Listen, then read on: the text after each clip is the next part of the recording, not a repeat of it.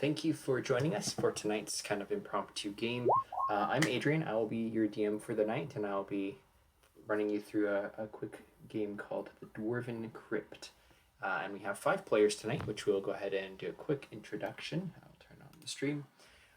From left to right on roll 20, we have Prometheus, Laerlist, Carlotta, Morthos, and Kashmir. So, Prometheus, would you like to introduce yourself? Prometheus is a warlock of the. It's a phoenix warlock. It's elemental type thing. I've only used this once before when we faced all my 20th level characters and faced a giant chicken. But he is This is a remake of the character down at lowest level. He has been was part of an army that existed 10,000 years ago and was turned to stone. He is now back out in the world and is trying to reconnect with his power. Okay, perfect. So you are a level 3 paladin? Level 3 warlock, Warlock, and sorry. the subclass is it's like an elder elemental subclass. Cool. Next over we have Laerlist. Hello, I am Laerlist Refrain, half drow and storm sorcerer. My sorcery came from an arcane inclination in my family, though the rest of them study more in the occult, and I disapproved of such. I definitely specialize in lightning.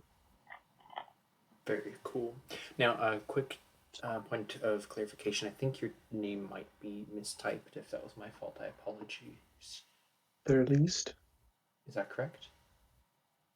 I got it. Okay. And then next over is Carlotta. Hello, my name is Carlotta Thunderfist, but I don't use thunder and I don't use my fists. I'm so sorry for that there mix up. I am an Oath of the Ancients paladin, but my dream is to become a world-class bard.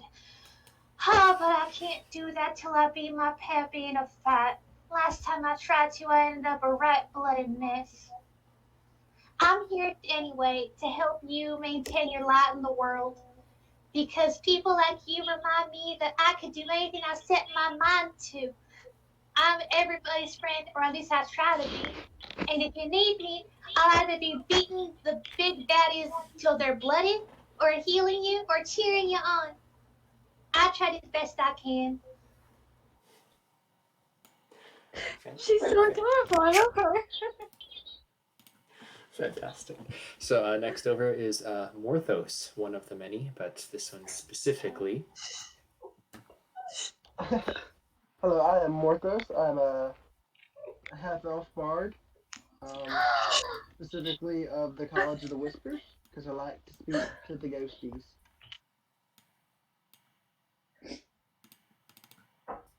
Oh, hold on. I'm at the door. Sorry. That's No worries. Cthulhu, it's okay.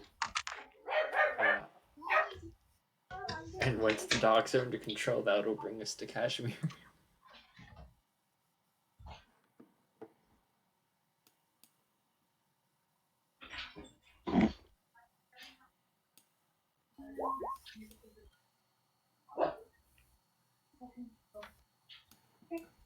Haha.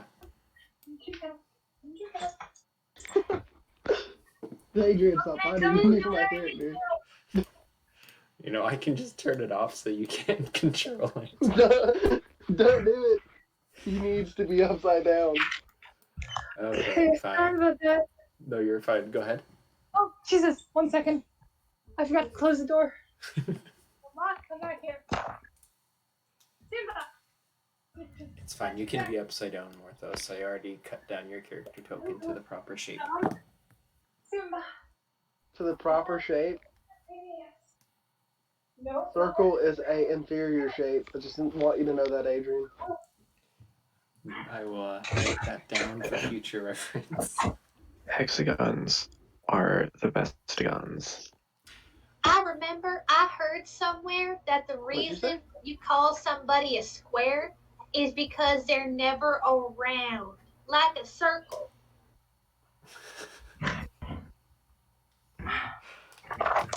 Well, Once again, I am sorry. no Oh. problem. Okay. Sorry, where were we? So, Kashmir, introduction. Okay.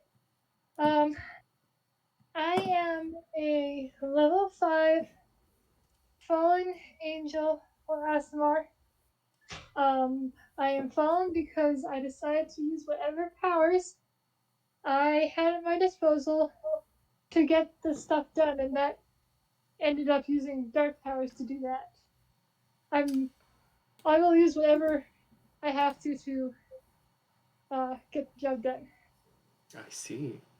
So, all of this fantastic party of mismatched adventurers are currently in the Dungeon Delvers Guild Hall, which is the kind of biggest adventuring group in the entire world of Erden, or Erden. And it's a congregation of all kinds of treasure hunters, adventurers, mercenaries, anybody who's looking for fortune and glory or adventure or even just trying to extinguish evil in the world is typically becoming a member of the Dungeon Delvers Guild because it's going to be the easiest way to get work, stay employed, and get leads on what kind of dungeons are out there and what kind of monsters need slaying and all that fun stuff. And so the day is a normal one. It started off just as everybody's morning normally would. People have arrived at the guild hall here and see the kind of normal busyness. There's music playing from kind of the main stage. There's a busy counter as people are purchasing foods and ales. The guildmaster is not anywhere to be seen at this point, but there's lots of other fellow adventurers kind of milling about. And then there's an opening as the door is kind of not too dramatically shoved open, but you can see that there's a dwarf who looks almost more like a merchant garbs. He's got kind of a tunic with browns and golds kind of inlaid around the edges.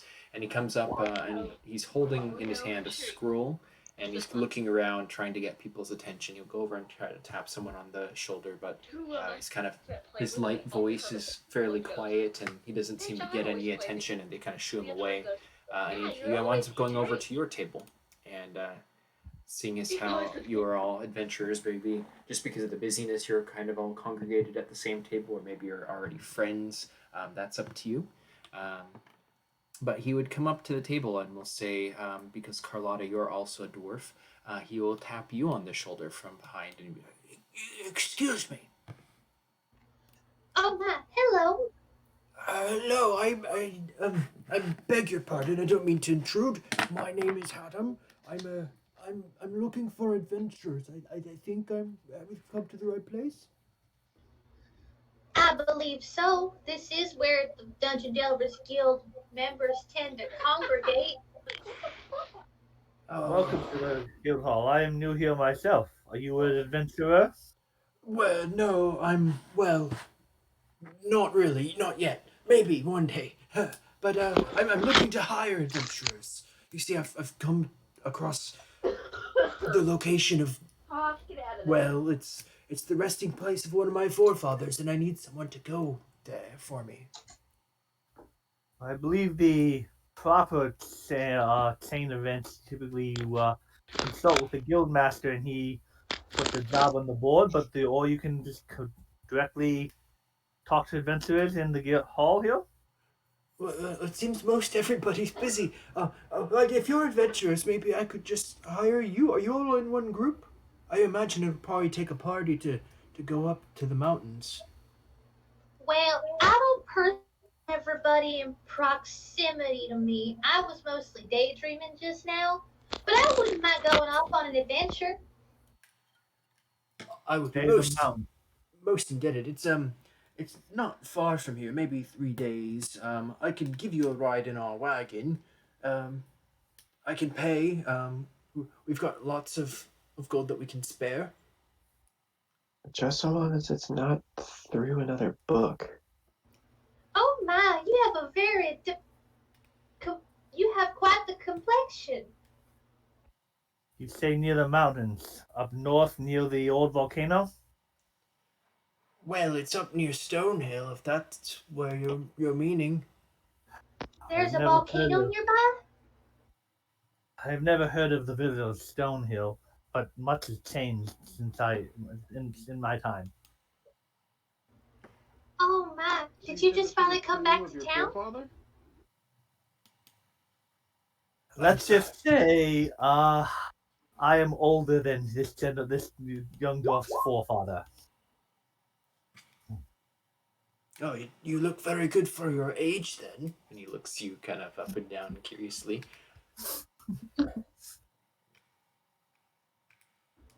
What's your name, kind sir? I believe it Well, is. I will help you as long as you don't mind me speaking with your forefather and spreading his tale across the land. Oh, you're welcome to do that. His name was Hurrad. Don't worry, I'll find all that out from. Now, I didn't hear a lot about what you said. I wasn't listening.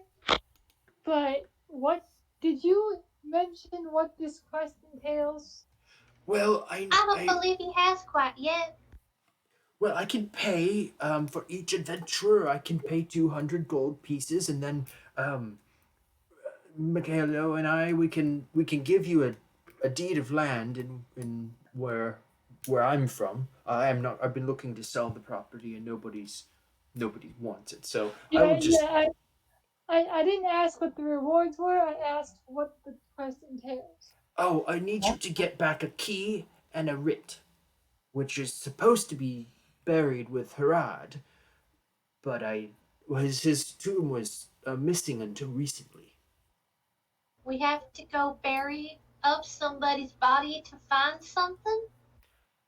Well, I would hope there's the minimal intrusion, but I do need that key. What does the key open? It's a strong box, family heirloom, and the writ is, you might say, a will. It'll put me into some money, you see. And you can't get this piece yourself because. Well, the circumstances to where Hurrad was gone missing, he went off the deep end, religiously speaking, and he was buried in his crypt up in the mountains somewhere, and it was lost to our village. But now that I have the location, I'd very much like to have that writ. Trust me, I understand what it means when someone goes off the deep end with their religion. I'm so Well glad that you done. understand. I hope I can count on you to join. That Not sounds all, kind of unfortunate, but I'd be more than happy to help. not all religions, especially the weird ones, are improper. Well, I you believe see, I may be the only one left alive that follows my deity. which I've no issues with other people's deity. I serve Morden, or at least my family has in the past. Oh, you do too? So do I. It's very very popular. He does good things for us dwarves. But Hurrad, well, something changed and he left. Supposedly, this is all according to like legend, which is more of the information that I have rather than actual family history. But if you can just go to the crypt and retrieve that key and that writ, I would be most indebted. Again, I think we can spend up to 1,000 gold between us, my partner and I. So if you all were to come with us, we pay 200 each, and then I can throw in the deed. You could probably get another couple hundred gold, or at least 150 if you were to sell the property, or you could just keep it. I have no use for it. I'm more of a, you might say, gypsy at this point. I just live in the wagon. I don't see issue in helping out a fellow dwarf, albeit weird reasoning. I don't want to be the one to bury up a body, but I don't mind helping y'all get there. I do have one question. Pardon me for asking, Mr. Elf, but why are you talking to an empty chair? Huh? So I think as this bard Morthos is speaking to the wall and to an empty chair. Who are Do you you talking tell? to? Oh, I haven't been paying attention to the side comments. Nope. I had one of those at home too. Oh, so we don't see Lorelest there. What? Why wouldn't you? So I think if I interpret, so Morthos is speaking with nobody apparently. He's talking to either himself or like as if somebody is there in one of the chairs, but he is not conversing with any of the party. And Laralist is commenting that the dwarf had him. He has similarities with No. religious issues or something. I imagine at some point, seeing that you were part drow, Prometheus would ask if you were in league with the Dark One. But assuming you'd say no, he would regard you as at least a fellow adventurer.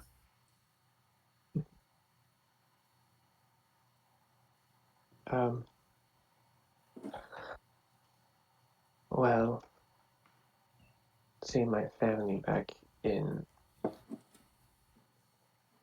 my homeland delved deep into the occult, and it was quite scarring. I had to escape with nothing but the skin on my back.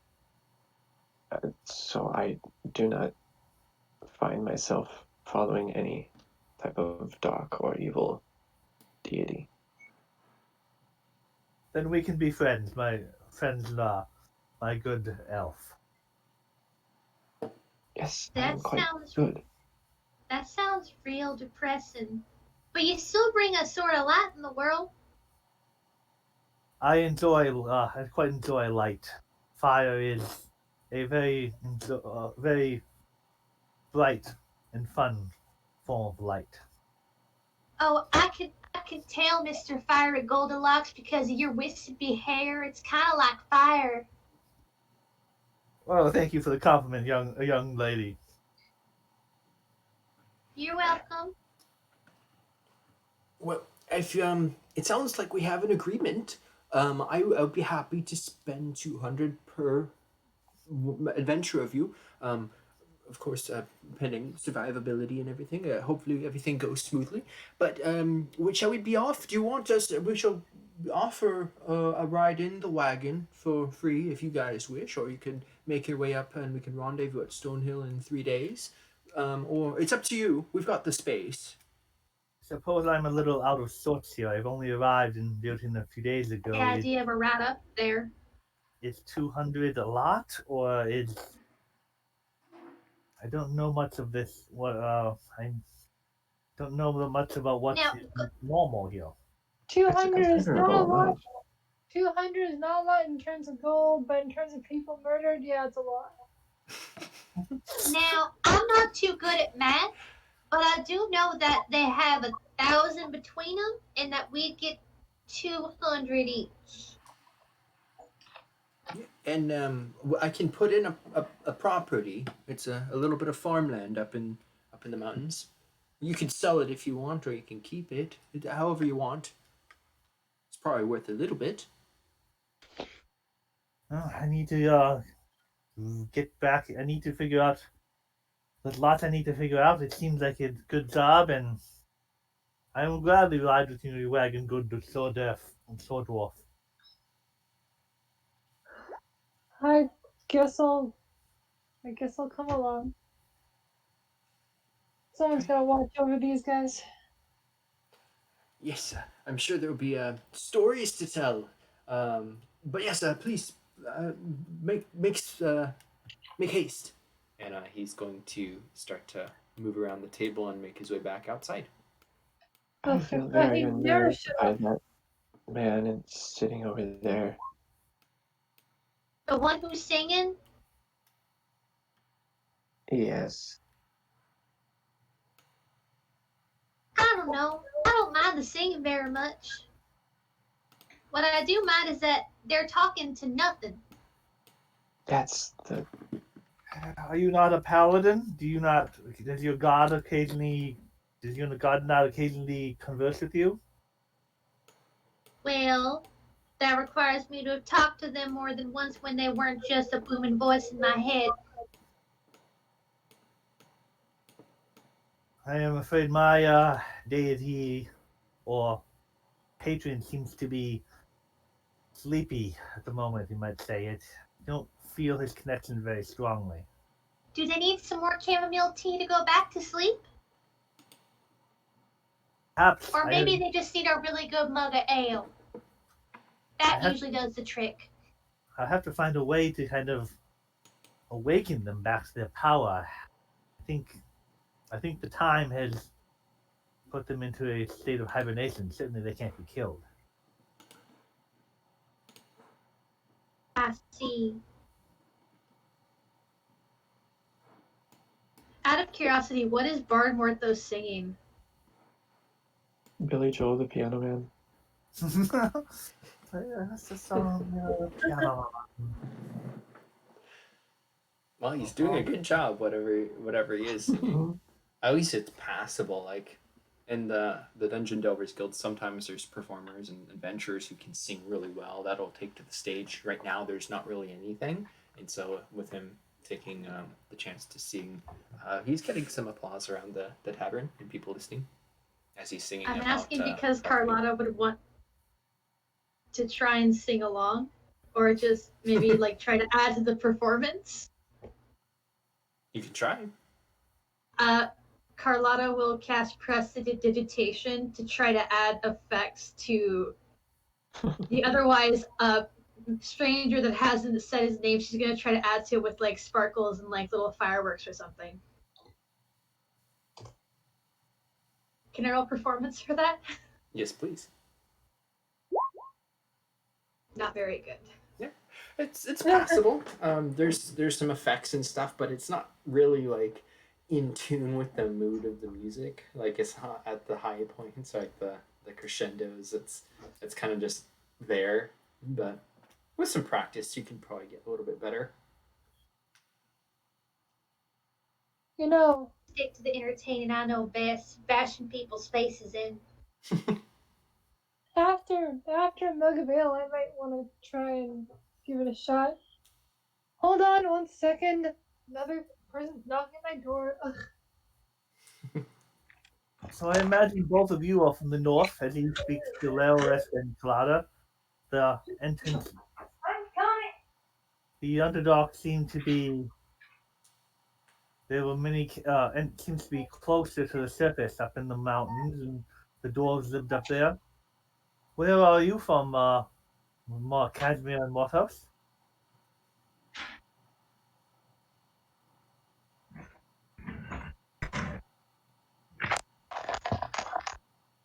Sorry, no one moves along in this building.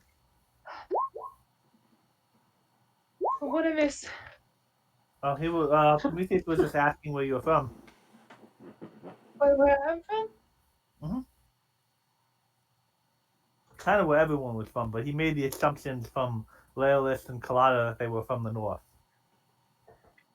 Oh, I don't really know the world all that well.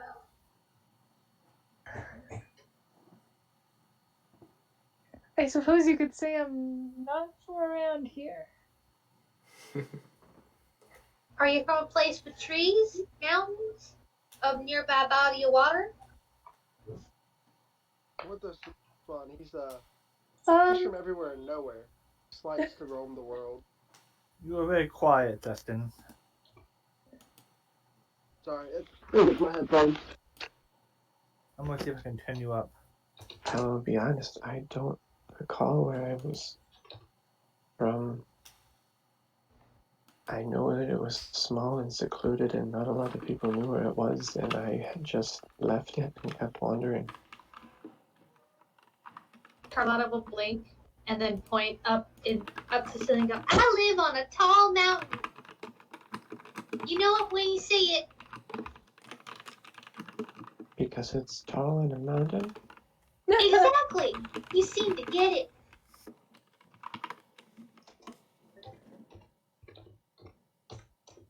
I'm understanding this right. I have fought and killed many drow. I never thought I would fight beside one.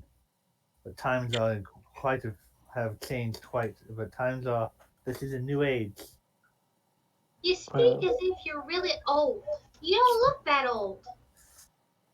Well, I am a ladrin, but I am old for even a ladrin. Actually, I come from Brightwater.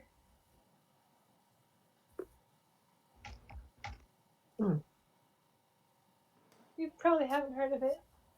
The water there must be really bright. Is that where the name comes from?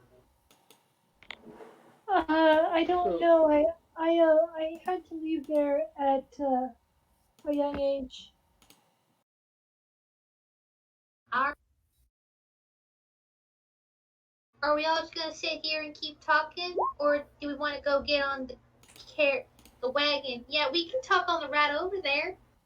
you're telling me you were listening whilst talking to the wall. So you were talking to the wall then. I'll grab Yeah, a well, some you go supplies from the bar and meet when you you outside. talk Ah, to us. I didn't realize the wall was such a great conversationalist. Dee, I don't see anybody over there. Prometheus will go What up to the are you bar exactly? and get like some traveling food, loaves of bread, a wheel of cheese, things like that. an entire wheel. Roll a persuasion check, Prometheus. Just out of curiosity. Not so much that you're actually. Pragmatic. Well, you can just roll charisma if you want. Either way, the barkeep he's actually a legless dwarf.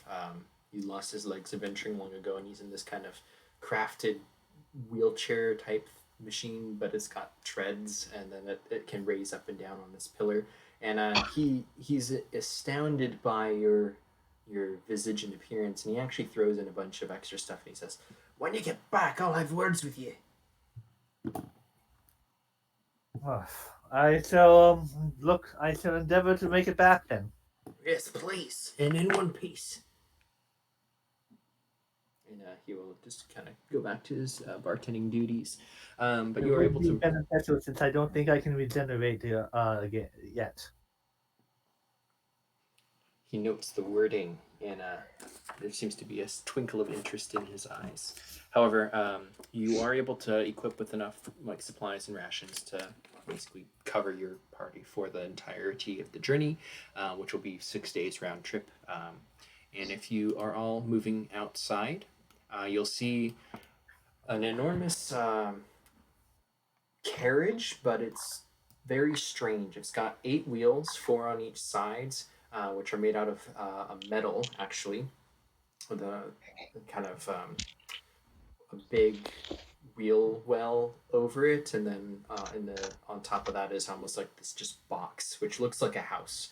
There's a couple windows with cross panes, and you can see inside that there's curtains, and it looks to be basically like a house on these 8 wheels, and there's no beasts of burden pulling it at all. It's just sitting there, and then you can see peering out the window is the dwarf Haddam, who you had just spoken to, and he motions to somebody else inside the house, and there's a smokestack on top of the wagon, and it begins to kind of vibrate, and then smoke begins to kind of spew out the top, and it begins to reverberate, and you can hear it warming up as it's some sort of automatron house wagon type thing.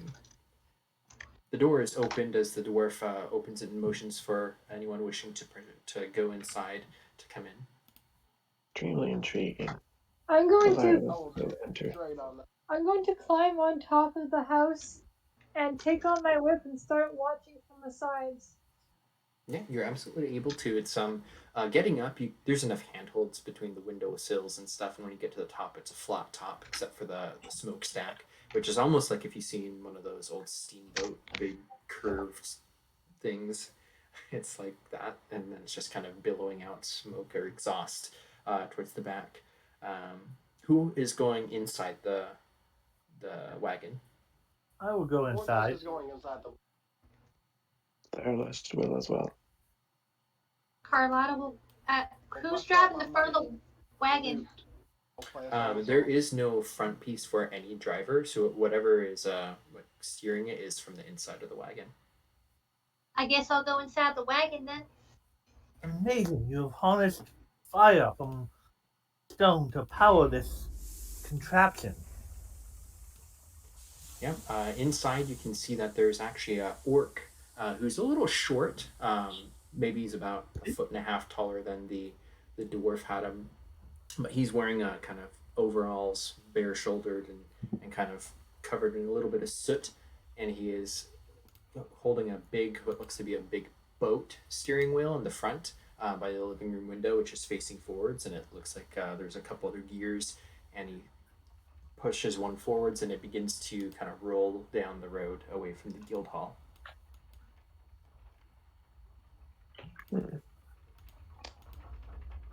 I'm watching the trees that may or may not be around. Yeah, you're still in the city, but as soon as you are kind of getting outside, you'll get onto the main road here. So you're in Virton City, and you're going to be going up about a day and a half up as Forktown, and then they're going to go up another day and a half to Stonehill, and from there you're in the reach of the mountains where the crypt is. But the dwarf is going to introduce the orc, Makir. His name is Macario, and he's the one who is driving this contraption. But the dwarf himself is beginning to cook up some dinner with some potatoes, and there's a roast in the oven, which is doubling as the furnace for powering this machine.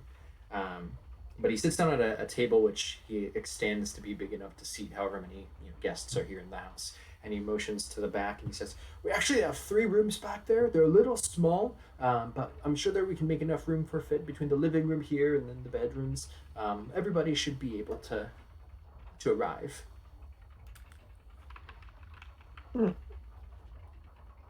Sounds wondrous.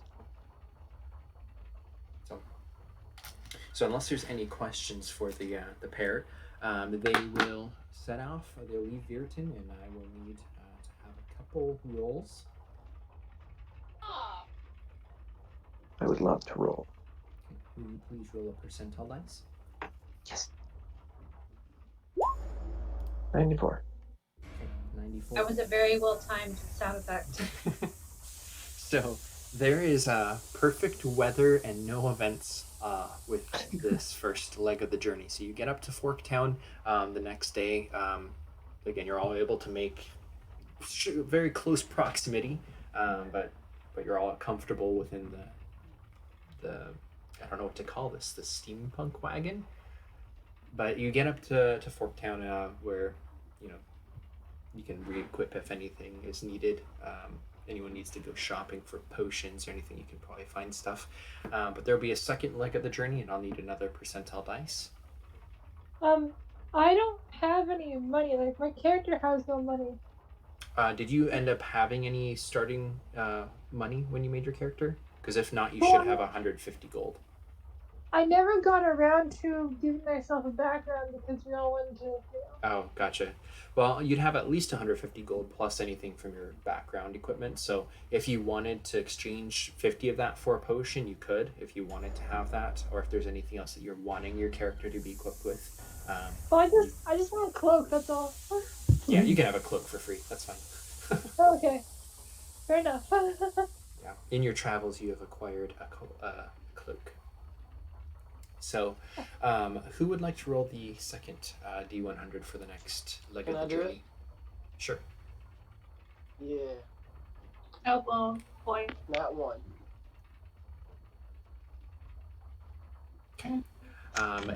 You have also no events. However, it does start to rain fairly light at first. It's enough to where if you're on top of the wagon, It's just you wrap your cloak around you. But after about half a day of this kind of light drizzle, it seems to be thunder in the distance and getting a little bit worse. You're getting into the foothills and then towards the mountains. Stonehill is within the vicinity of the mountain range, and so it gets much colder up here, and it's just getting to be a little bit more ferocious. So I'd recommend that Kashmir go down inside, but it's of course up to you if you wanted to just weather it. She's gonna stay up because she feels the need to make sure nothing creeps up on them, but she's not gonna be happy about it. Okay, if you can roll me a Constitution saving throw, please. Okay. It's not so much that the rain is freezing cold or anything, but it is a lot of rain over most of the day. And so with a 4, you catch a cold, unfortunately. And you'll have, I don't know how a mechanic for that specifically, but we'll say you have disadvantage on your first ability check or attack roll. Okay. Nothing life-threatening, but a lot of sniffles and probably a sore throat in your future.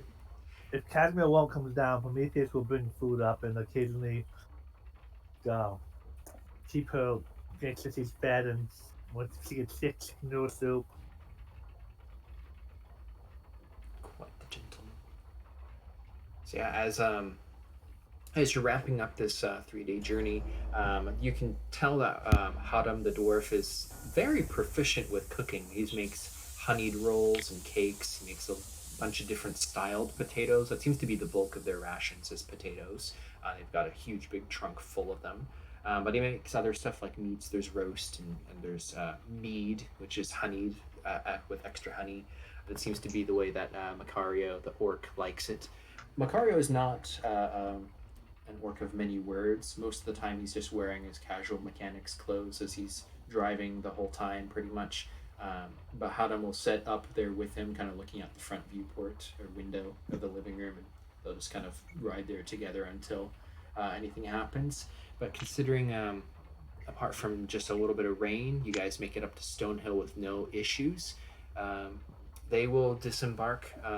Again, it's dark in the sky, there's clouds, lightning flashes in the distance, and they point up into the mountains, and he says, we could probably get up there. We can follow the road up to the foothills, but then from there, based off of the map that we have, it'll probably be about maybe a couple hours hike at the very least.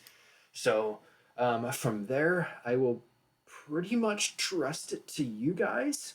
I don't want to. Well, I mean, I'll just leave it to you. That's why we're paying you. That's fair, I think. I getcha.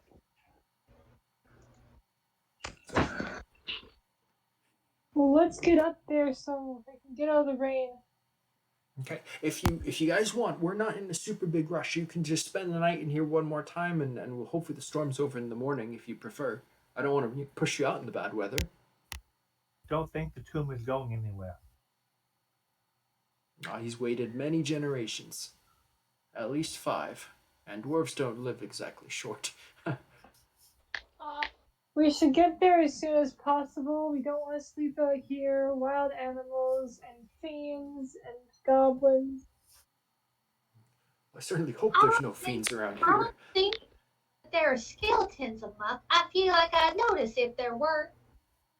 We're currently in a town. Yes, Stonehill is a kind of a small mining town. They've also got logging, mining. They kind of have a couple different things. Okay, so thieves, pickpockets, bandits. In the middle of town. Cities aren't safe either. You seem to be Pickpockets quite. and bandits and murderers. Oh my. What is Ratwater like that you're so worried about everything? About everything. It's not Brightwater where I learned these things. It's your world. We're not from the same world? I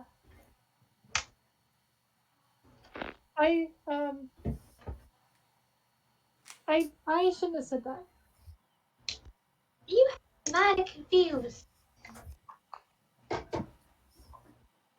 sure we'll all be fine. Okay, fine, I'll come in, but if we get attacked, it's on all your heads.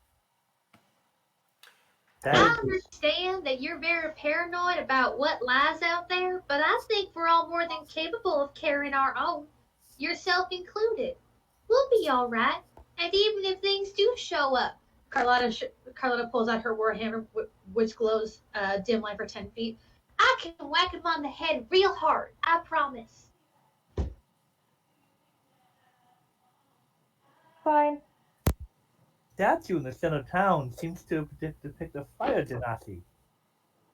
Yes, because you're parked in the main square of Stonehill, there's a town hall across the way, but in the middle is kind of a central well, and there are actually three kind of stone figures raised up on a kind of a platform. There is one of a fire genasi, one of a centaur, and then there's actually one of almost like an angeled being, somebody who's kind of not quite as well chiseled in the features and everything, but you can tell that he's got kind of angel wings, and he's holding a big sword. Those three statues kind of just above the well in the central part of the plaza. And because the wagon is just kind of parked there in the middle, you have a pretty good line of sight and at least 50 feet in each direction. So in terms of like security and stuff, even though there's not a whole lot of night lamps in the city or in the town, Kashmir can probably see out through at least one of the bedroom or living room windows of this wagon and see pretty far out. But yeah, if you all just would like to take the night and take a long rest, everybody will be at kind of fresh. Kashmir, you can take away the the disadvantage because you slept. And so in the Which morning. mountain are you from, Colada? Tall.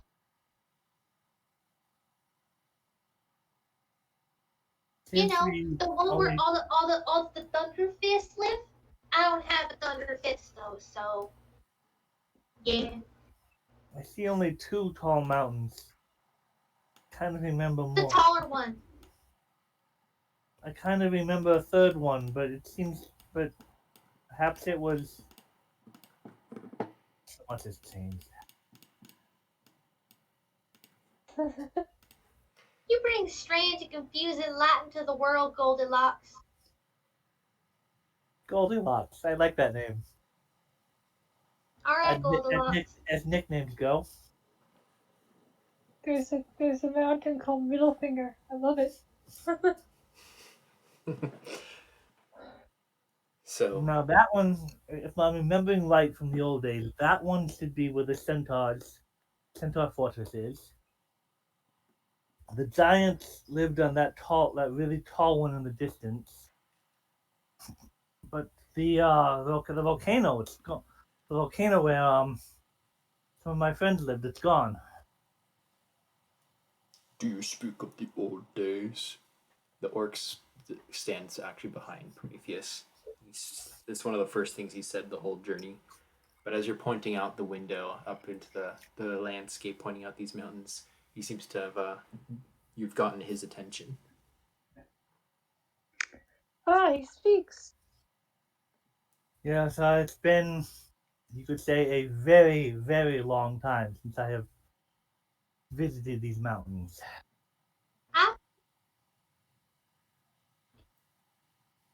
Be careful up there.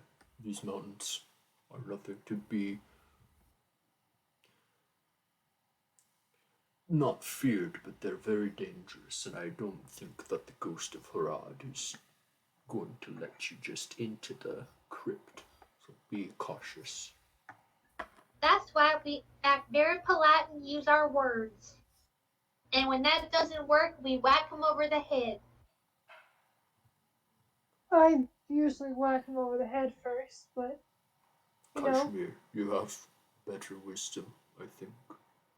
I bid you all good night. I will retreat.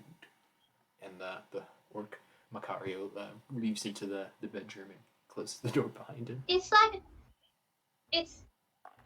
my pappy taught me. You try to be nice first, and if they don't accept your kindness, beat them senseless for it. I don't know if I beat him senseless immediately. I'm a bit more patient, but you know. Well, Was trained, I won't beat him senseless, but I'll give him a firm thrashing. I was trained to do the beating of the senseless. My superiors did more of the talking. Talking never got me nowhere. But I rose to a decent rank.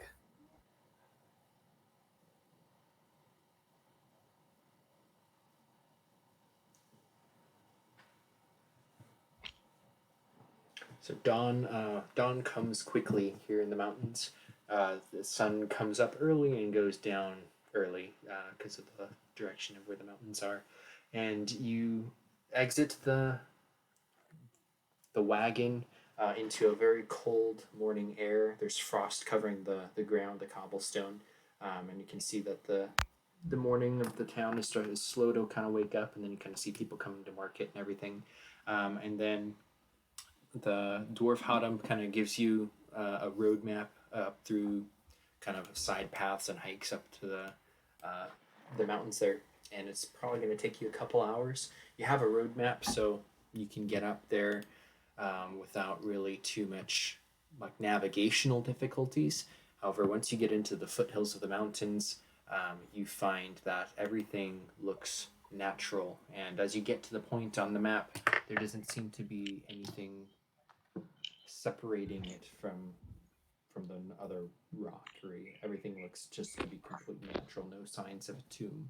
And I will need you all to roll or elect somebody to roll a survival check or an investigation check. What's my survival like? Let me check. Okay, should not be me. Don't have me roll either. When it's cold in town, I reach out towards one of the lit one of the places with this fire and kind of pull it down and just kind of warm the area Okay. around the Is that a spell you're using or a torch? I'm sorry, I missed it. just control flame. Okay. Just pull it down and try to stay warm in the cold morning air. Yeah.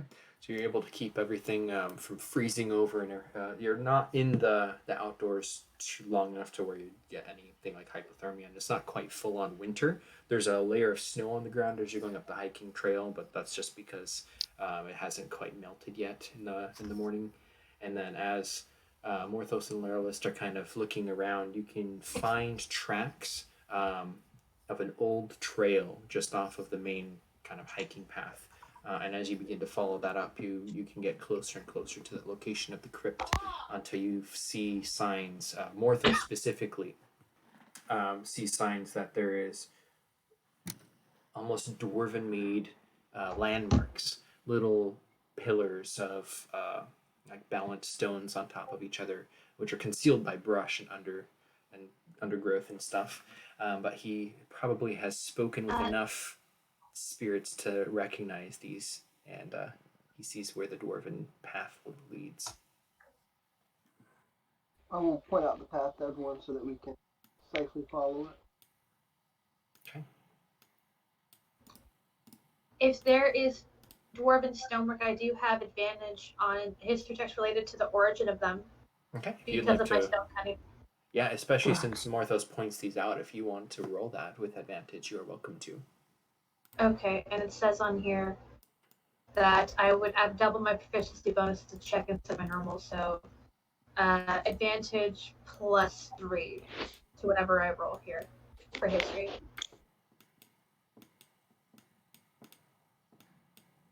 21. Okay. So you get up to this point, and you can see that these are actually markers, which are kind of homage and tribute to Moradin, the dwarven god. However, they don't look to be normal, like they've been mutated or adjusted so that they no longer spell Moradin in kind of the dwarvish runes that are carved, and they've been kind of remarked, and it seems to be some other name kind of attached in. As you get to the next one, you can see the same thing has also happened, and you can realize that the word or name Moradin has been changed to Marligia. And I'll just type that in the chat so you can read it. So Moradin has been changed What? to Marligia. What on earth? And you would know Why that's would they change that? definitely not a dwarven god. That's not. No, it's no. What else you would know with a 21 is as you're getting to kind of this outcropping, you've kind of hiked up a couple 100 feet, and as you're moving towards the path, you can see that in the rock face, kind of covered with ancient vines and underbrush, or not vines really, but just kind of just bushes kind of growing up out of the rocks, is an opening which is currently closed. There's like a big rock slab, which this looks like a round one, but it's actually just a flat slab.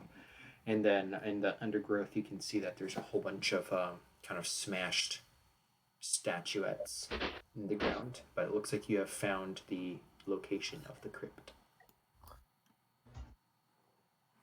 I think we found the crypt, but based off what I know about dwarven stonework, which surprisingly is a lot since I don't know very much, I don't know who Martigia is, Marlikia, but that's not a dwarven god. With a 16 on history, have you ever heard of it?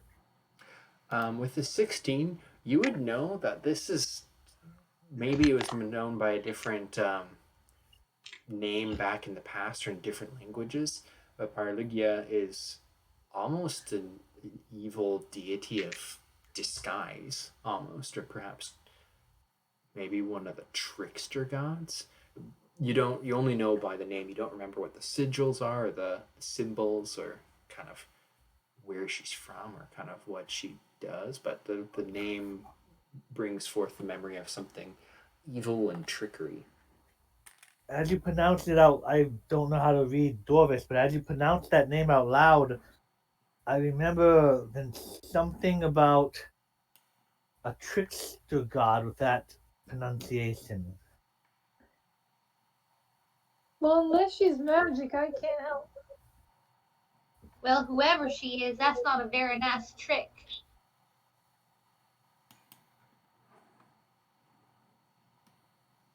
I didn't really study a lot of religion. Neither did I. I know studied quite a little too much. I'd like to take a look around the edges.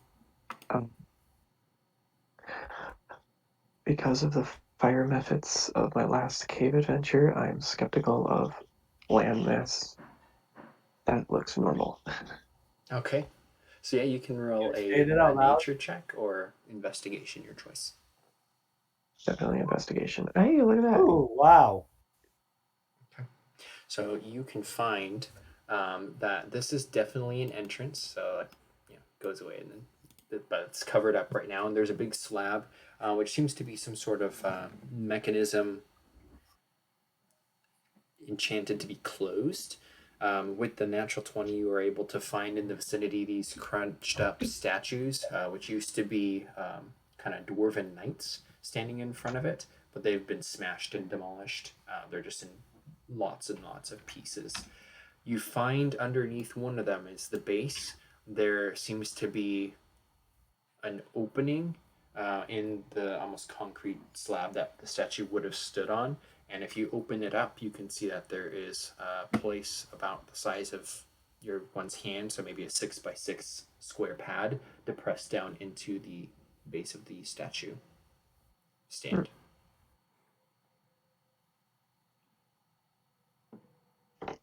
Well, there are no stone methods around here, but I did find this. What is it? Perhaps you would need a dwarven hand. That makes the most sense. Or just any hand.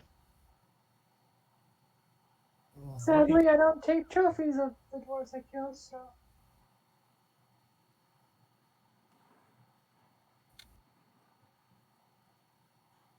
Oh, is that not what we were talking about? Okay. Were these statues smashed by wear and tear of weather, or did something like hit them and break them? It definitely doesn't look like natural smashing. If you want to examine them further, you could. I imagine is that an investigation or perception? If you're trying to see what smashed it, I mean, now that they're pointed out, you don't have to roll perception. They're all into very small chunks, no larger than the size of like a basketball, but most of them smaller. Well, it doesn't look like we're the first ones here. Quite. Why would this Marligia go around smashing everything from Moradin? I'm hurt and offended. Perhaps Morden is the one that did the smashing. If this trickster god was corrupting his flock. Well, for whatever reason, this doesn't seem right at all. Any I agree. injustice doesn't seem right to you. Say again, I couldn't hear you. Any injustice seems not right to you. Well, yes, because it's injustice. I took up an oath to protect the light in the world, and Moradin brings light to the world. I don't care who smashed these or who defiled them, someone needs to pay. What if it was Morden or the followers of Morden? Alright, well then who vandalized all of Moradin's masonry with this name Marligia? Something's not right here. I know I'm not smart, but I know something's not right here. Dwarves don't just go around smashing things they hold dear, especially stonework. I'm just gonna touch the handprint or but whatever. Yeah. Yeah, you can feel it feels like it should depress, but it's locked up. Nothing happens. Carlotta, would you like to put your hand on this? I don't think there's much we can learn from these smashed statues. My hand on what? This here slap. Alright. Carla will put her hand in it. There's a grinding noise as the rocks peel backwards and fold inwards into what would have been doors, revealing a cavernway. Well, ain't that something? Well, not dangerous stones, but racist ones. Simple genetic marker magic. There are many locks that are required to be of a specific race. I'm not going in first. Oh, Carlotta will start to walk ahead. Or she'll do it. That's fine too. That's here. As you, Mr. Walltalker, we're going. Are you coming, Morthos, or are you going to watch the entrance?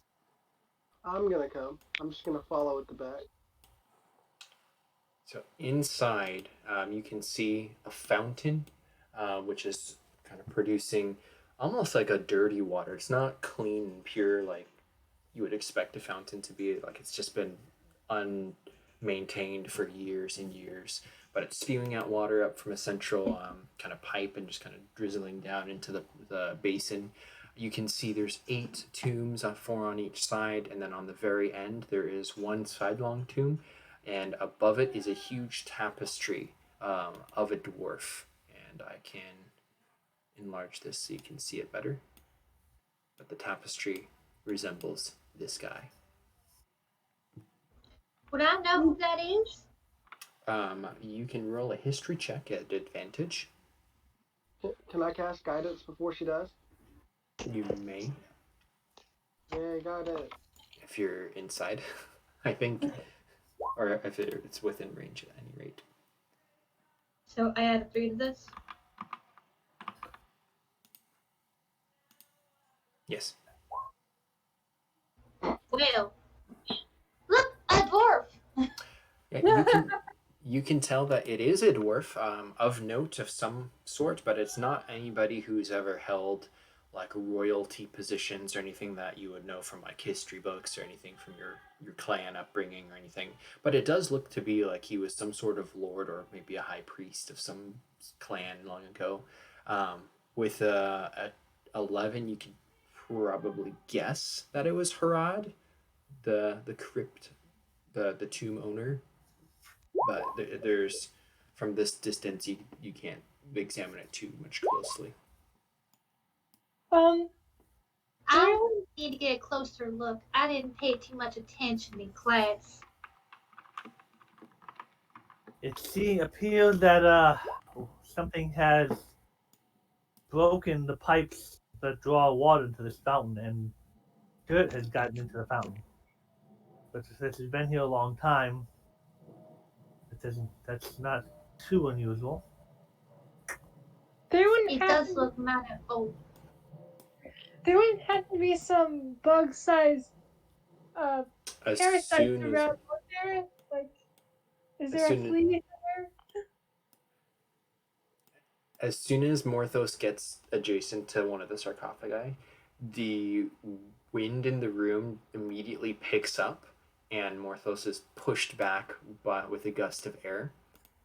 And you can see a translucent dwarf standing guard over the tomb, and he kind of looms in front of you with a big hammer, and he says, "Do not disturb my kin." And he just kind of fades back out of view. Didn't one of you want to talk to it? Carlotta will look at Marthos. Told me Maybe I like cast speak with the dead with the king's body. You can try. I'm not sure how that weird ghost would react to that though. How does that spell work? I will display it, and I'm asking the party's opinion before I do this. I want. What did you want to do? I'll speak with them. I mean, Carlotta could try talking to us since she is a dwarf. If you guys don't think it'd be wise for you to do that, because if you can cast 3rd level spells, I'd rather you save that for maybe some sort of support spells you have. Yeah, I don't have those. I like to talk to ghosts. I only have 1st level and cantrips. Which reminds me, is there a flea or a mite somewhere here? I need a live flea for my infestation to work. Now, I have dark vision of 60 feet. I can see in this place. Does everyone else have any trouble seeing, or is there a light source? I have dark vision as well because I'm a dwarf. Uh, And then vision is drows half have elf. dark vision. I don't know if I have dark vision. I don't. We all have dark vision. For Cashmere, Asmar have dark vision. if you're looking for a flea, you can try to find one. But there's not a lot in here except for the almost gravel flooring, and then the sarcophaguses, which are made of stone with kind of the dwarven caricature of the carved into the stone at the top. I just There. need like a living small parasite. You I'm wanna sure you just can try find to that find a here bug? in the catacombs. I'm gonna start looking through the sarcophaguses. Okay, as soon as you get up to it, there's a blast of wind again, and you are shoved back 5 feet. And then from the stone on top of it, there rises another. Oops, wrong tool. There is another spectral figure rising, and this one seems to kind of phase a little bit more into your plane of existence and draws a very real sounding blade. And I will I'm need gonna everybody to try roll to initiative. Before he does that, like, dude, I'm not trying to bother you. I just want a damn parasite. Go to sleep. With all due respect, Miss Cashmere, you shouldn't go troubling and messing with the dead. Even for bugs, you can look on the floor. Don't go traveling through people's tombs. Oh, I They're didn't. more likely to be by the people. They're probably eating their flesh or whatever's left of them. You really need to stop being so paranoid. What does that have to do with paranoia?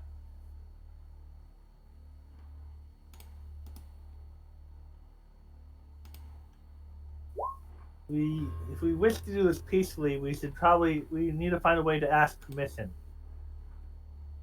We should just talk before things. They're already at peace. This is our job now. We keep messing with their tunes, they're not. I'm not messing with them. I'm just looking for bugs. Yeah, it triggered as soon as you got next to it. You got pushed back, and it was like a gust of otherworldly wind as the specter formed above it. Fine, if So- you want to be all nice, why don't you talk there? And with that, it will shift to turn order, so layer list.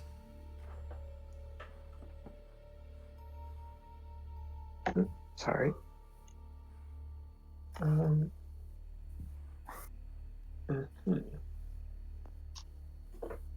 And there's really just one up, right? At the moment? Yeah, standing, hovering above the tomb, kind of phasing from incorporeal or ethereal on the bottom, and then as it gets up to the torso, it kind of is much more real, and it's holding a very real blade. Pass on already. Okay. The firebolt hits the specter and kind of burns almost all the way through the top portion, leaving just the outline of the head, the neck, the right shoulder, the blade, and everything else is either burned and singed, and you can see the edges kind of like disintegrating from where the fire had, but it's still like standing that floating head, neck, and shoulder and sword.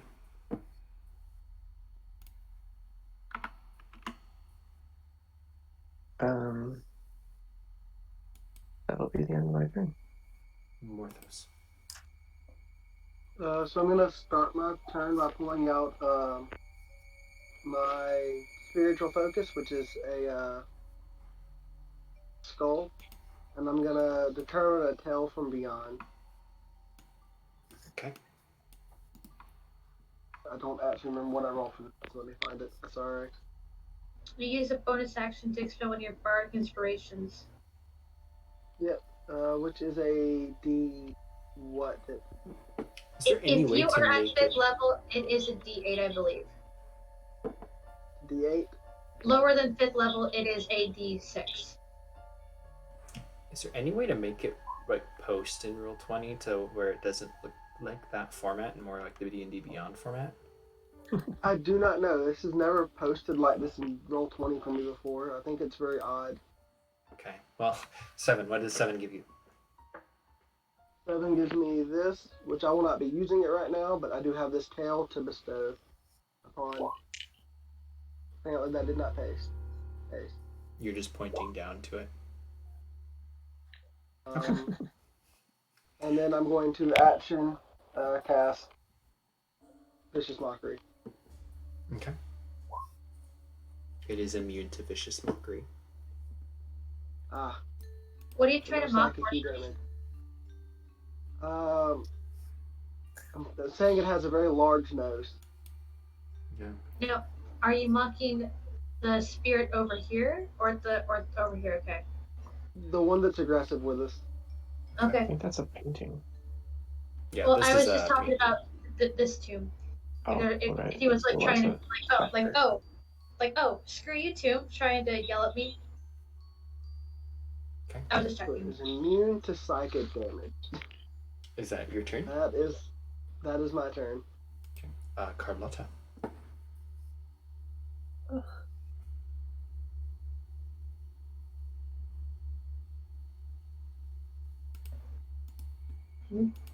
Her weapon at her side and her hands up.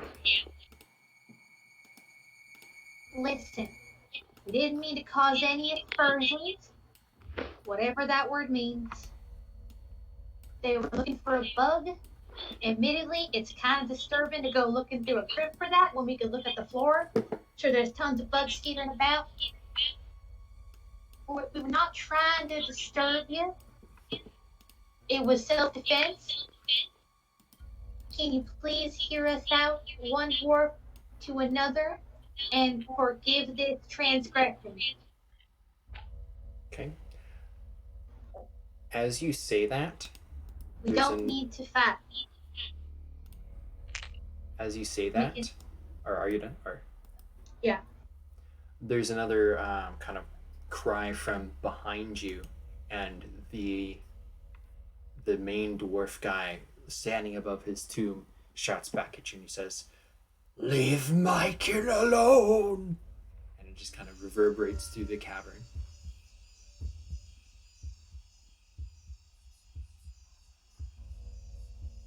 Is that your turn? Or Can I try to roll persuasion to at least soothe this spirit right here and then try to talk to the other one? you can try. Are you doing this one? I'm trying to persuade the one in front of me and Kashmir to relax because we didn't mean to cause any trouble.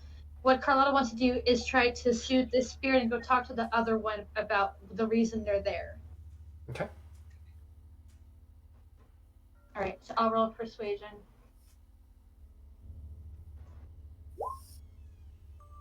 It is All right, I don't know no whether that's effect. at advantage. Either way, it doesn't have any effect. On its turn, seeing as how you are next to its tomb, it will make a strike at you.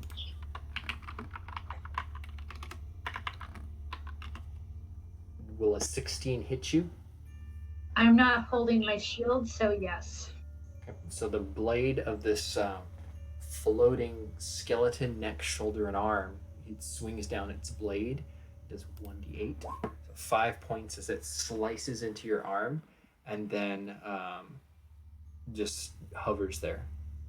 From behind, you hear, "Leave my tomb! Leave my kin alone!" You would if your kid would stop attacking us. Kashmir.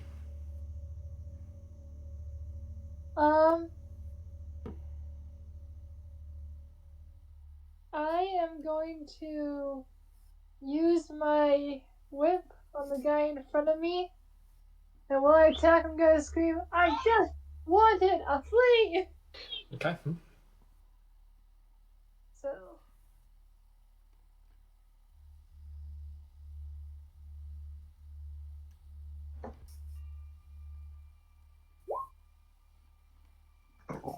That hits. And as your whip cracks through the air, it splits the skull down the middle, and the entire ghost just vanishes, pops out of existence. man, I love this thing. What are you doing? We don't want to start a fight. It was self-defense. I don't care. I'd rather it wail on me than you try to fight it. We're here for one thing, just one. I just didn't want to get hurt or have you hurt, okay? Understand that, but we need to respect. Look, you tried to talk to it, it didn't work. I did what I do, it worked.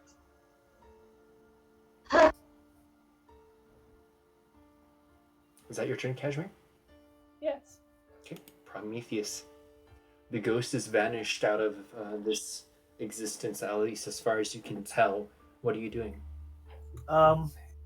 He summons his pack blade as a fiery blade appears in his hand, and his other hand rises up, holding an Eldritch blast. It's just like, perhaps we should let the dwarf talk a little more before we arise the anger of any more of these spirits. But be ready.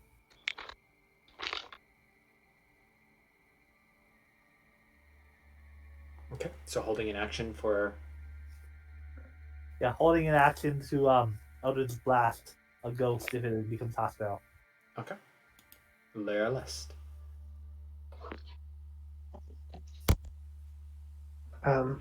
He will turn back to the main specter and like to first try to inspect whether it is corporeal enough to damage. You can make a perception check, I think is just going to be the best. Or if you want to roll Arcana.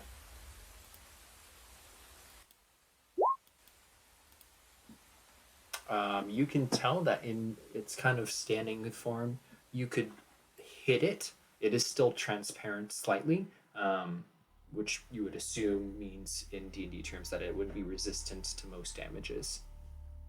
But it is hittable while it's standing there.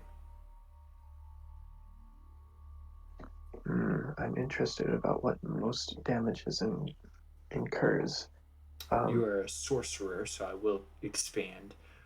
Any non-magical weapons, it will be resistant to. Okay. With a 21, you can know that. Yes, because I also have this meta magic feat. Yes.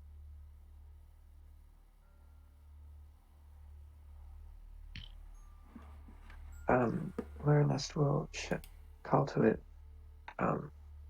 Basically,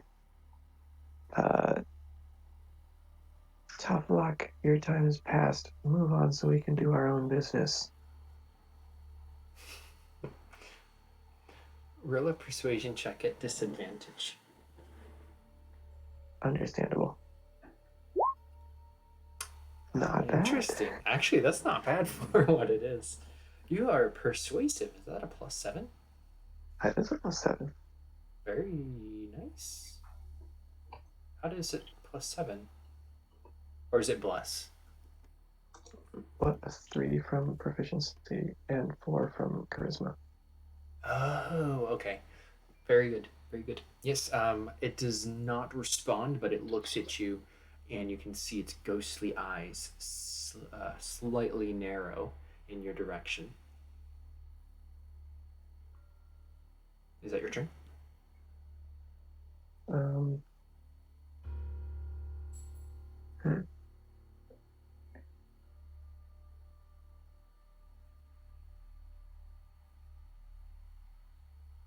I think so.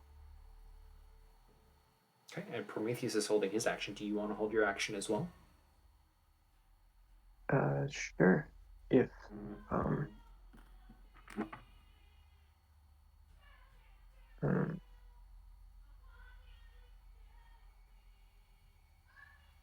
dang, that's a bonus action.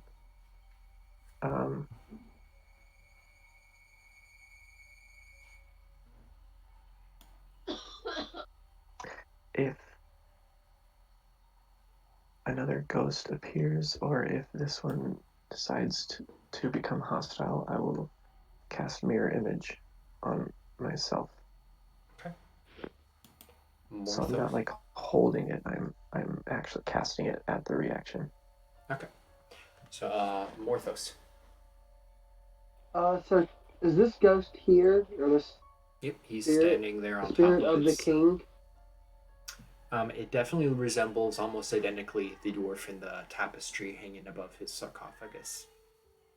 Okay, so I guess casting Speak with the Dead isn't particularly necessary here. Has anyone told him that we're just here looking for a writ from his descendant? Not yet. Carla was gonna get to that. Yeah, I just want to tell him that I come in peace. I spread the tales of wondrous spirits like himself, and that his descendant has sent us to retrieve a writ that he claims was here. Roll a persuasion with advantage. Yay. How about toggle advantage and beyond 20? It's shift, I think. Yeah, shift. I don't know what the disadvantage button is, but I know Control. advantage is... Oh, is it control? Cool. I know that advantage and disadvantage are at the top of the page in my thing. A 21. So with the 21, he looks carefully from Loyalist to Morthos as you were standing, about 5-10 feet apart from each other. Loyalist calling out in kind of a one tone, and Morthos probably raising a hand up, trying to calm the spirit. And he says something about a descendant, and for a moment you see the spirit kind of pause. What did you say? And there's almost like a flicker of memory in the spirit's eyes. Oh, good lord. Your descendant sent us here to retrieve a writ and a key. Really, someone claiming to be your The descendant did. key. You must know. No, they cannot get the key. And then he begins to agitatedly kind of flounder his arms back and forth from on top of the tomb. Well, it's calm down. It's your key. If you don't want them getting it, then I'm not going to take it from you. You know what? I knew there was something shifty about him. Is that your turn, Morthos? I'm just gonna kind of slowly back up a little bit. Okay. Then Carlotta. Carlotta, shield in hand, holy symbol in the other, will walk slowly toward, but not directly in front of, and stand in front of Laralest and start to speak in Dwarvish. Okay. What do you say? She will say, "Hello, my name is Carlotta Marigold Thunderfist. I am the daughter of Betty Marbagor and Sir Ulrich Thunderfist from the House Thunderfist. I follow Moradir. We do not mean you any harm. Can you tell me why you're so protective of this key? We were sent by Hadam." He will respond back, kind of a little flustered from Morthos's comments, but he will say, No, Morden, the liar. Morden lied. Get out.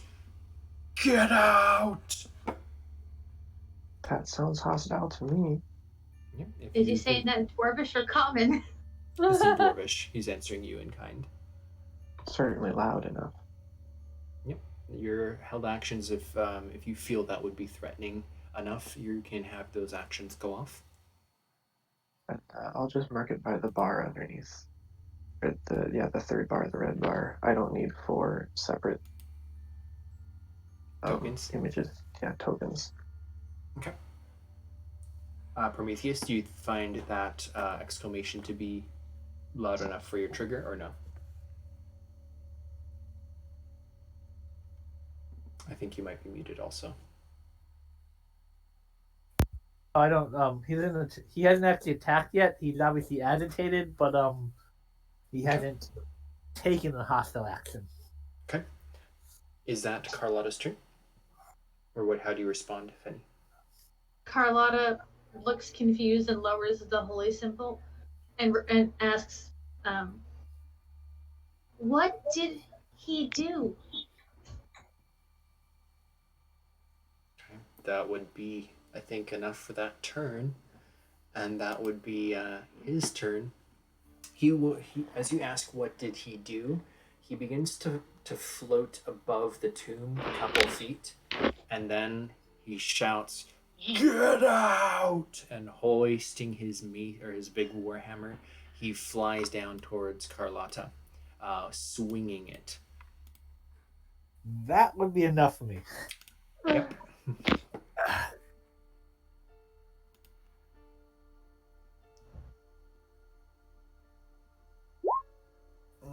12 as an Eldritch Blast goes off. 12 is not going to be enough to hit him. It kind of goes just past him as he leaps agilely off of the tomb, and you actually hit the tapestry behind. And if it's an Eldritch Blast, I think that's just a Force Blast. So nothing ignites. It's almost force, but because of I'm following a Phoenix patron, his default typically is fire.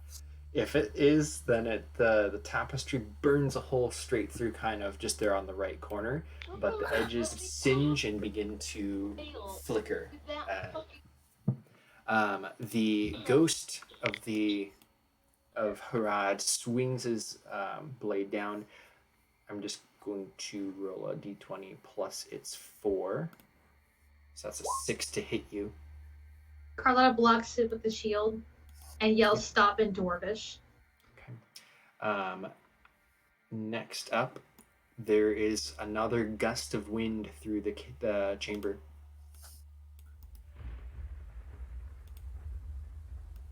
As Crap. specters all appear from above the tombs,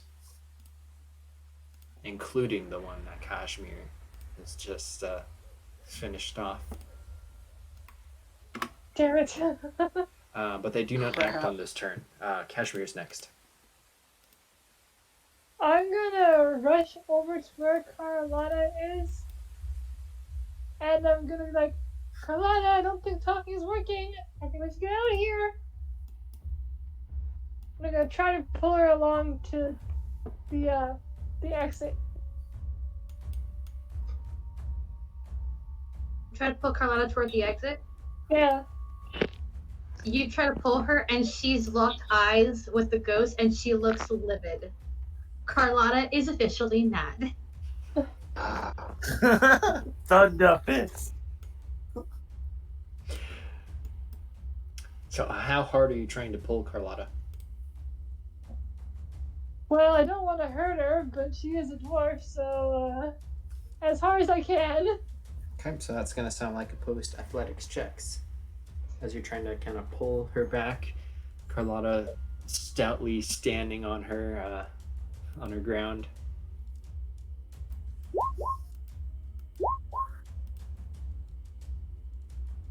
Interesting. Great. So you were able to pull her back 5 foot. That will act as Okay. also a disengage. But Laralist is also there. So are you trying to? Where are you trying to put her 5 feet? I don't know, I'm just trying to pull her towards the exit, so I guess over here. So I guess I mean, you're moving This back, is sort of a line. kind of like that. Alright. Carlotta, you pull Carlotta, and she tries to resist, but then concedes, but she still has this look on her face. You're solidly focused on the ghost.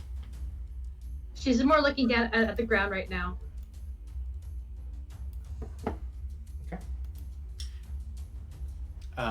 Next up is that your turn, no. Kashmir? Or I guess so. You should really listen to Kashmir. She doesn't get freaked out easily. so then next up would be Prometheus. Prometheus sees that we are about to get surrounded. So Prometheus is going to move 30 feet right here. And then take the full defense action? Okay. I don't remember exactly what that. Yep. It just Dodge? it gives you advantage against, or everybody disadvantage against you. Okay.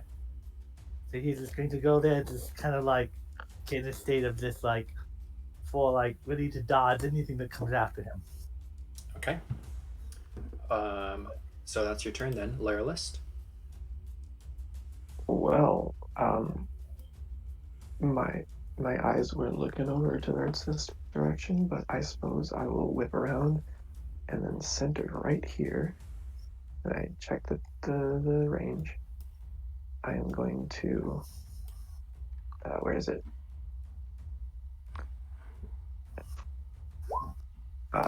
Blitz all right centered here. So those 4. Oh, you can cast Fireball. He's gonna he likes that. Okay. So It is like the just speed for- of like blue energy that zips over and then just explodes, and obviously it's not fire, it's zapping energy. Oh, you all like lightning based? Yes. So is that really a 20-foot radius for a fireball? Yeah. 1 foot radius. You put an aura around them too. You can put a token and put an aura. Can you not see the aura? I just tested it. We can't, but maybe DM only visible. Yeah, there we go. Better? Yeah, that'll definitely get all of them. Okay. So 40 20s, they all have a -2, I believe. Oh, that was a really bad roll, actually. Yeah, you incinerate all 4 of the ghosts in this burst. Describe what happens. Yeah, like I mentioned, the classic fireball is that little orange bead, But I get this little crackling blue cyan bead that flies out, and just this eruption of like branching arms of electricity zap around and just course through all 4 of the specters. Okay. Roll me a percentile dice as well. I would love to. That sounds amazing. 11. So there is a crack. Actually, roll a d4 as well. As the 2 closest ones, the tombs get split from the force of the lightning kind of arcing across the stones. And there's a big poof of kind of almost like soot or dirty mist kind of eject from the sarcophagi from the top 2.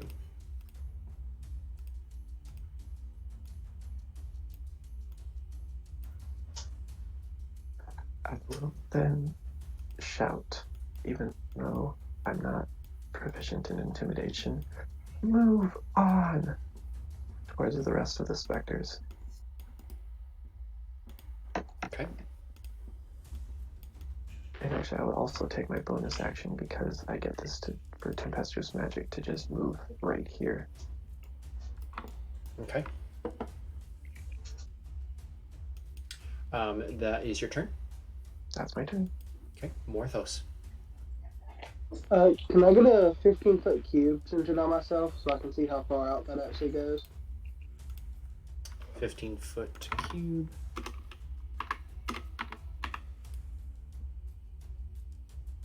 So if I move, Stand back, shush.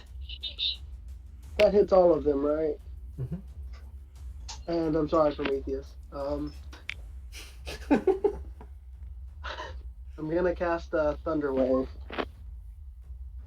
Thunderwave is in front of you, so it would probably just hit these 2.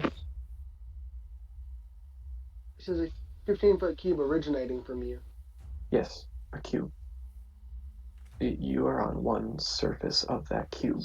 You get to decide where that cube is. Huh. I had that problem a while ago. Sweeps out from you, each creature in a 15-foot cube. So that's including up and down, basically, but I think it is still like basically a cone? Or no? Well, it would be like a So cube the in front 15-foot of cube you. originating from you, so wouldn't that be all directions? No, it's Kind of like unclear. it could be here. It could be I've seen it. here. I've seen it judged both ways. It's kind of unclear. That's kind of the DM's call. Let's see. Okay, that's true. It's Adrian's call. I'm actually seeing both results. I'm only going off of there's a diagram at the beginning of the spells and it shows the cube. The starting point is on one of the faces.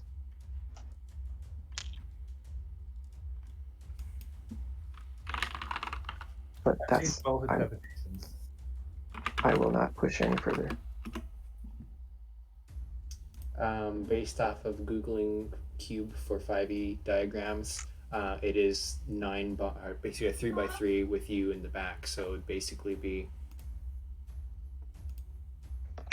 like this, essentially, except with you where Prometheus is. Okay. I guess I'll do that one then. So Prometheus, I'll still do it. I just won't hit Prometheus or the other 2 now. Prometheus will look like, why are you coming over here towards me? Wouldn't you come over there? But he doesn't really have the chance to say anything. Okay. Those both fail. And how much damage is that? 20? 20 thunder damage. Okay. Roll a percentile dice as well. Yay, percentile. 30. Okay. These both break as well from the shock of the thunder and just kind of crumble out, and more of this black gas kind of hisses out of the cracks and dissipates. Well, that changes things. I thought I was going to get surrounded. Okay, and I'm gonna bonus action. Give Prometheus Bardic Inspiration. Whee! Okay. Well, that's how I'm gonna do it. I'm just gonna scream "wee" when I run over there, and then go kaboom. Whee! I was trying to get surrounded, but that you did a pretty good job taking those guys out. I mean, I thought it was gonna hit all of them, so I was just trying to kill everything, on accident, you included. But hey, what's up? So Carlotta. Carlotta is going Pull to them kind away of from attacking you guys. it's going to shake And off they get Cashmere's surrounded. hand, Sorry, what was that? and Carlotta's going to shake off Cashmere's hand because she's trying to pull her away, and whisper politely, "Cashmere, I'm only going to say this once. Don't." And I'm going to attack the ghost with my warhammer twice. Okay. Ooh, that just misses, but the second one hits. Cool. I'm going to turn that into a burning smite, Okay. or a branding smite, and I'll cast it at second level. Okay. So And I'll that post the is branding smite in the chat.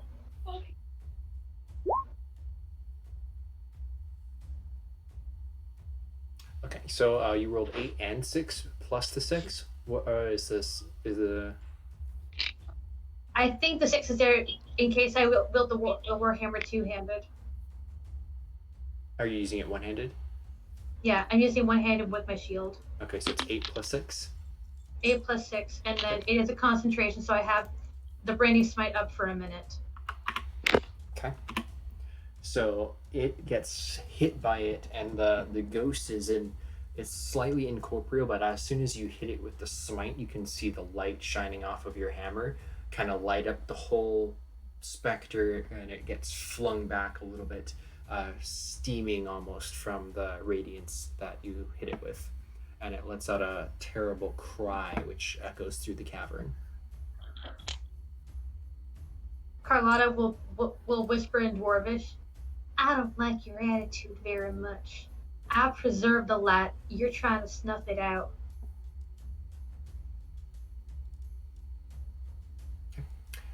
Is that your turn? I'll end my turn there. It will immediately kind of right itself, kind of hovering in the air, and fling itself back down towards you, and it will try to attack you again.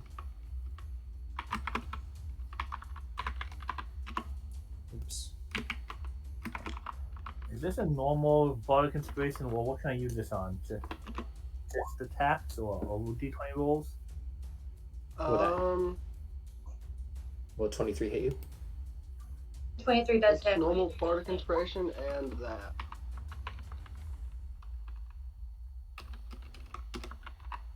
The bardic inspiration That's 15 points of damage, and I need you to make a Constitution saving throw.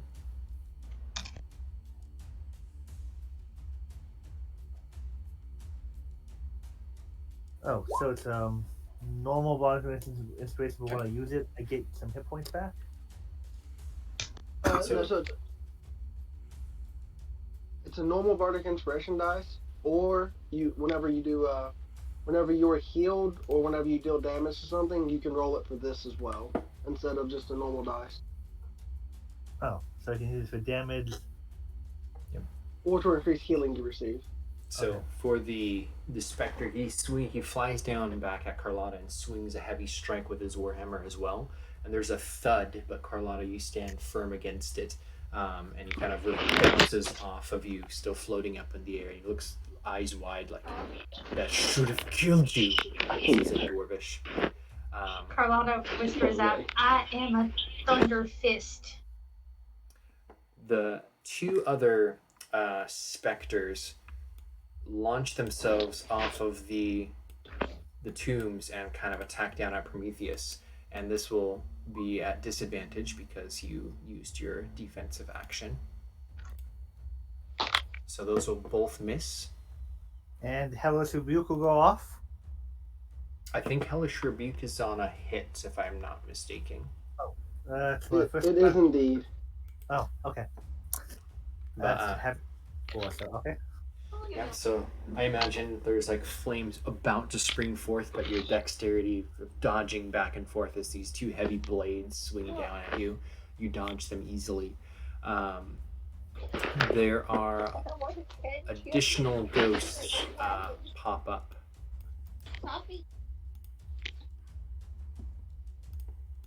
Oh.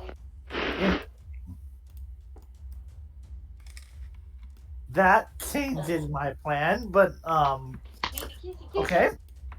Okay. Hey, why did those two pop up? Because They just don't like it. chips were not cracked, I'm guessing. Crap. It is now Kashmir's turn.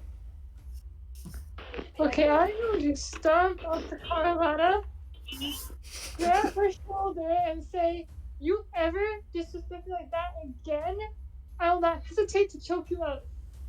And then I'm going to the ghost, and I'm like, "And you, Carlotta, to the work to try to do this peacefully, and you shot in your face. Look, I know I killed one of your king ghosts or whatever, so you know what? You can have a hit at me. Hit me as hard as you want. Kill me. But leave Carlotta and the rest of us alone." Okay. So no. He. Hold an action. I'm guessing that was mostly intimidation. Yeah, you can roll an intimidation check. He looks very frenzied almost. So it would be at disadvantage. He doesn't look like he's about to start being peaceful. I will say that's fairly obvious. Well, that's not good. You just like walked into a dwarven like standoff. You're like, stop it! Do you speak Dwarvish? Actually, I don't. I speak Common and Celestial. So Carlotta, you hear a very bad racial slur in Dwarvish as he shouts at Kashmir, and he points a finger at you, and you would see this, and it basically says, "Get out of my crypt!" Carlotta turns her head and looks at him. You're very, very rude.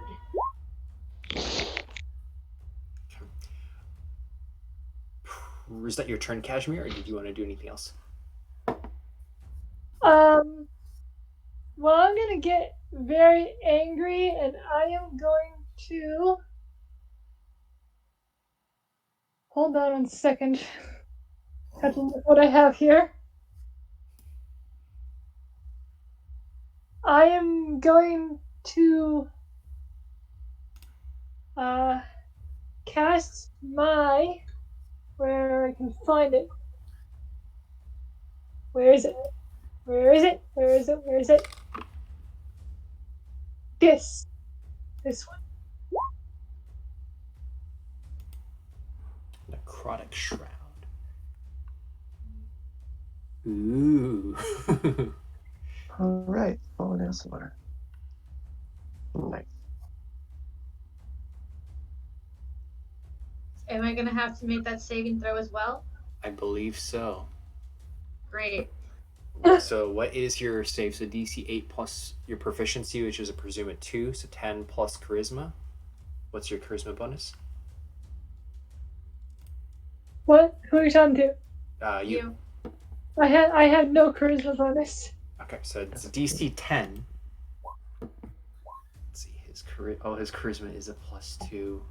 So he just makes it. So as you change your form, his finger it's a ghostly gauntleted finger, and he points at you, and he's talking in Dwarvish, but you just see his eyes widen a moment as your figure transforms, and he kind of shrivels back a little bit, just kind of floating through the air a little bit away, and then he like glances back at Carlotta to make sure she's like not about to attack him, which she probably is. But that's his turn. Will you describe kind of what your transformation looks like? Well, like it says, my eyes turn to pools of black, and these two very, very, for lack of a better word, scary skeletal wings sort of fold out on my back. If you look at where they're coming from, you can see like blood and gore from coming out. And there's like wind whipping around me, and I even it even seems like I've grown fangs, and I have the angriest look on my face, and the blood, the pools of black on my eyes have like red, black tears just streaming down from them. That's cool. Carlotta replies flatly in common. Get back to the past, about to get messy.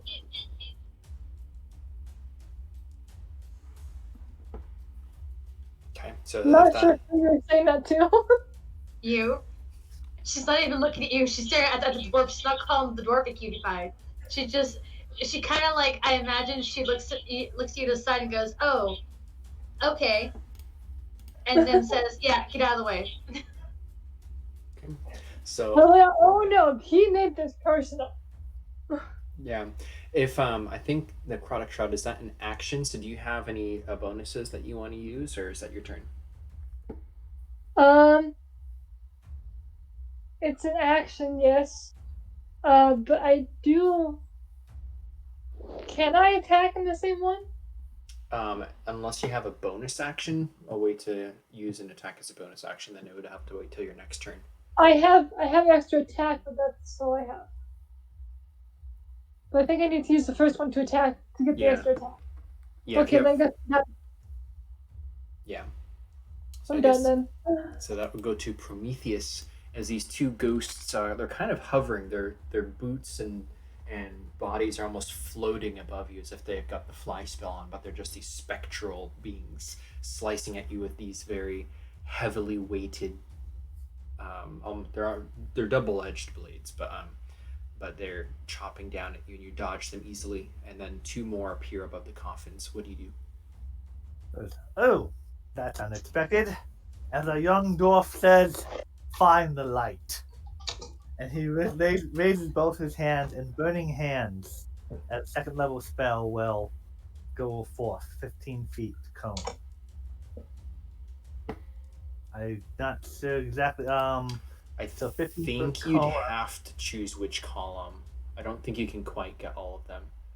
Okay, so it doesn't go doesn't go in that angle like that. Okay, Would it? I'm not sure. Let me consult the map again for spell effect radiuses. Hoping to get them all. If I only get two, that's okay.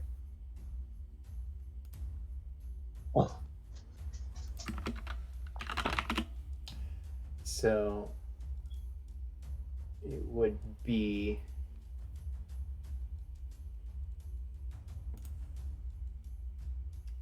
15-foot cone. No, you would only be able to get one of them, one column. Okay. I will. Okay. So I will get. I'll get the column closest to over here then. Okay, and that's a reflex save against, or sorry, a dexterity save. Dexterity save versus the heal. My charisma model for so 13 probably. Yeah, they're gonna fail. So they will take full damage. 4d6 since it has to be a second level spell.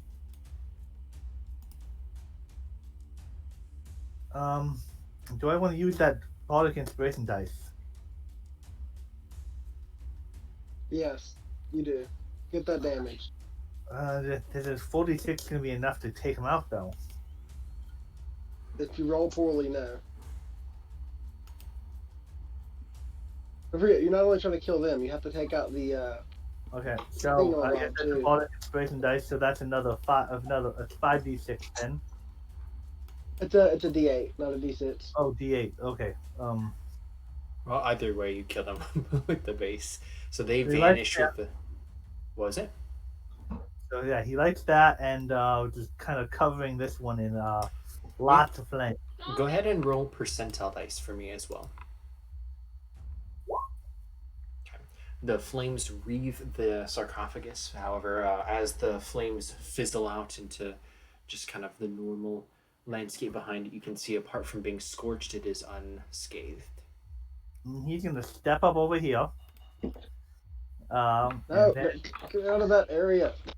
he is going to do exactly that.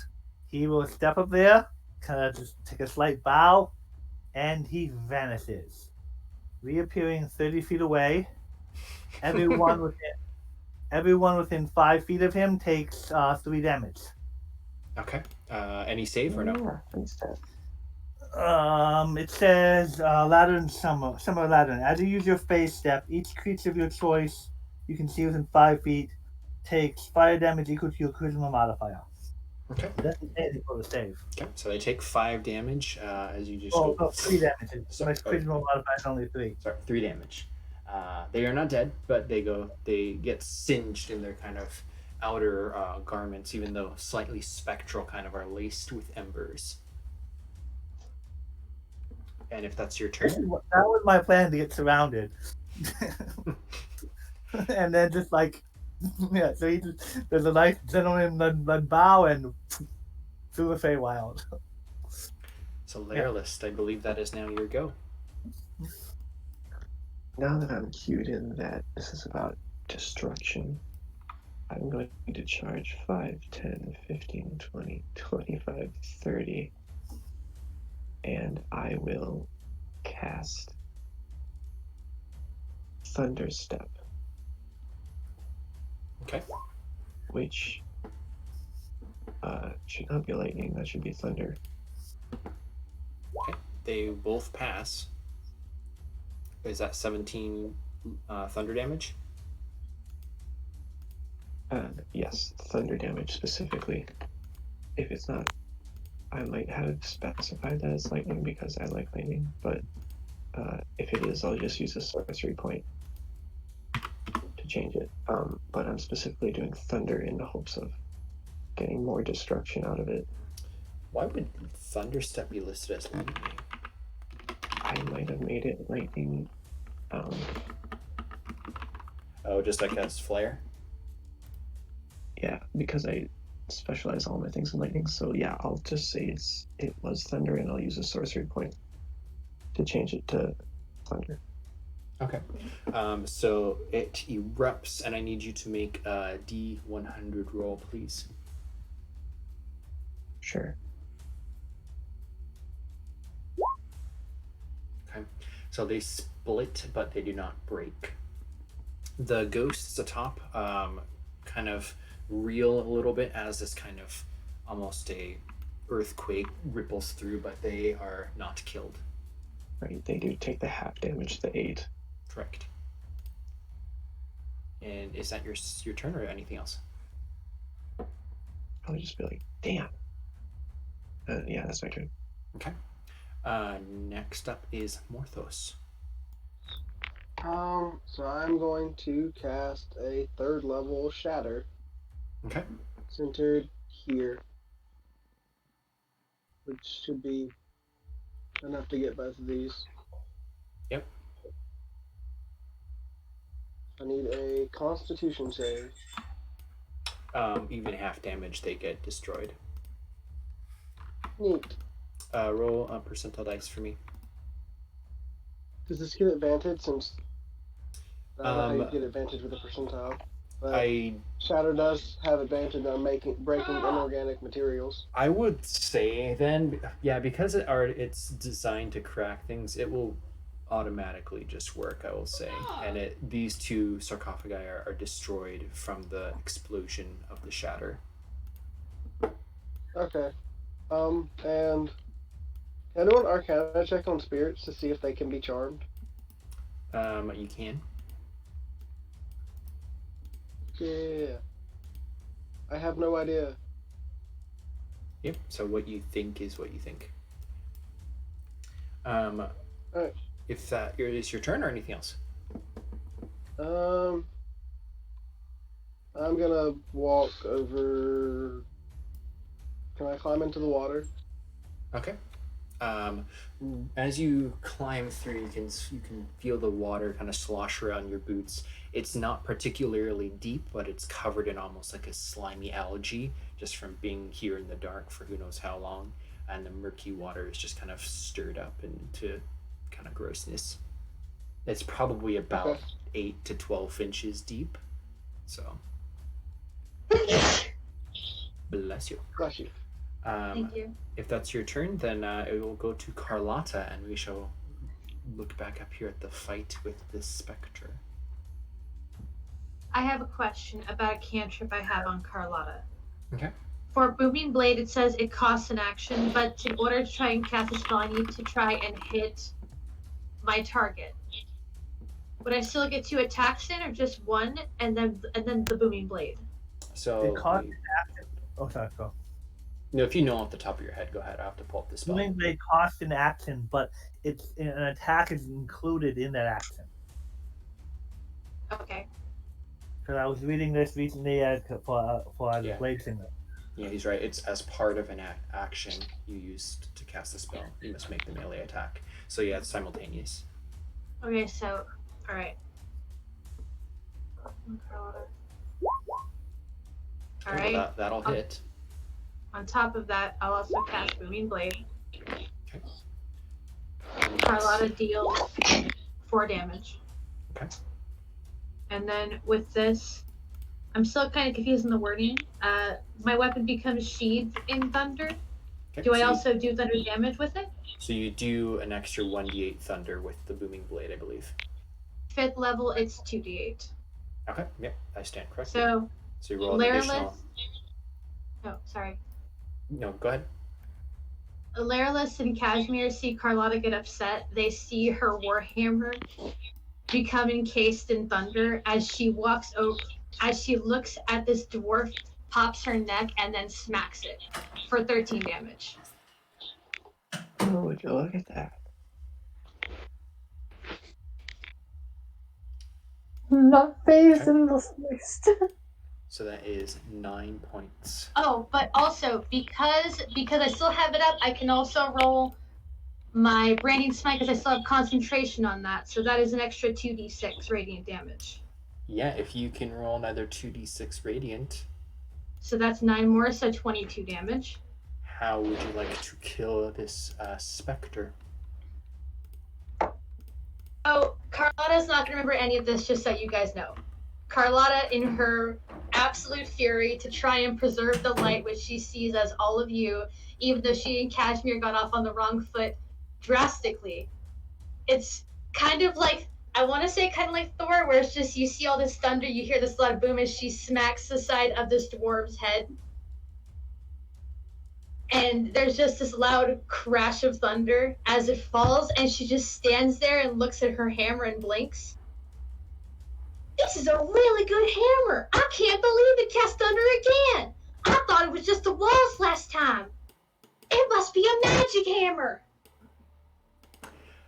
Yeah, as you make contact, the specter actually gets flung to the left, and Kashmir, as you're in your form, you see him dissipate into almost like light particles, and you can see his essence wisp past you, past Laralist, and go disappearing down into the murky water. And for a moment, Amorthos, you can see your boots illuminated in the water as something is draining down the light, and it is gone. Can I grab it? You can try. As you splash through, you just start trying to grab light. You hear kind of another gust of wind as the 2 remaining specters just kind of disappear as well. Carlotta looks at her hammer, looks at Kashmir, and hugs her really tight and says, I'm so sorry, Miss Kashmir. I'm just so glad you're all right. Let's just let bygones be bygones. No more grave robbing. I'm just glad you're all safe. Thanks to me and my, and she pushes away, magical hammer. I'm glad we're friends. You're still in your form, right? Yeah. It's funny because she's in this horrific form, but it looks weak. She has a surprised look on her face, even though she's in her form. I'll let you know right now. The reason why Carlotta's not perturbed is because she passed that charisma save, and Carlotta's dump stat is intelligence. So in her mind, just a really weird costume you put on. I don't know when you change your clothes, by the way, but it looks really spooky. I bet it scares all kinds of bad guys, doesn't it? That's the idea, yeah. Well, it works. So I know you said no more grave robbing, but I kind of like that tapestry. Oh, the tapestry, by the know. way, has ignited, and a big portion of it is at this point I know, but the burned. burn mark, the burn marks are what make it even cooler to me. So. Sorry about the damage. If you like the tapestry, Oh no, I love the burns on it. It is still It goes- smoldering. It goes against everything I believe in for us to take that. anyone else concerned about how he was that no one must have the key? But it's almost completely burned. I mean, it's not worth keeping it here. Yes, but we're only supposed to come here for the key. I feel bad taking things from my fellow dwarven kin. Well, his spirit is gone now, so. Is the key in here, or does it have something to do with this? I'm not I don't- sure. I don't think we should take the key anyway. I don't think we should keep looking for the key of the right. I mean, obviously, this big dwarven guy had a problem with that. And I don't know about you, but I trust the dead a lot more than I trust the living. Can Carlotta pray to Moradir and see what just happened here? Yeah, you can try. Alright, what would I roll to do that? You'd roll a percentile dice. Maybe Okay, we- do I... Oh, go ahead. Okay. No, I was just gonna ask if I add anything to it or just a percentile. I usually add the modifiers myself, but you'd have a minus 15. Okay. So nothing happens. There's no answer here in this crypt. Maybe we should find the key and then take it to someone else, some historian, to identify what it is before we bring it back to these other dwarves. I would have confronted that lying, scheming, good for nothing right now. There's more to the story, at least. Cool. Question is which side we are is the right side.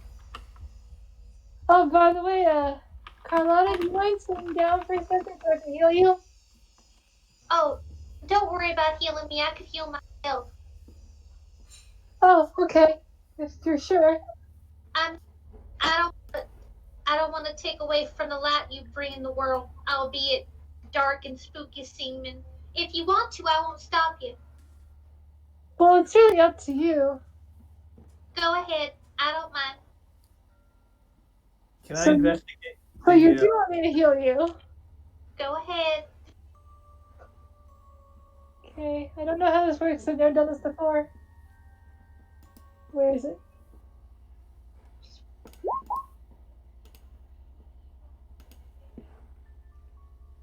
That's not something you exactly.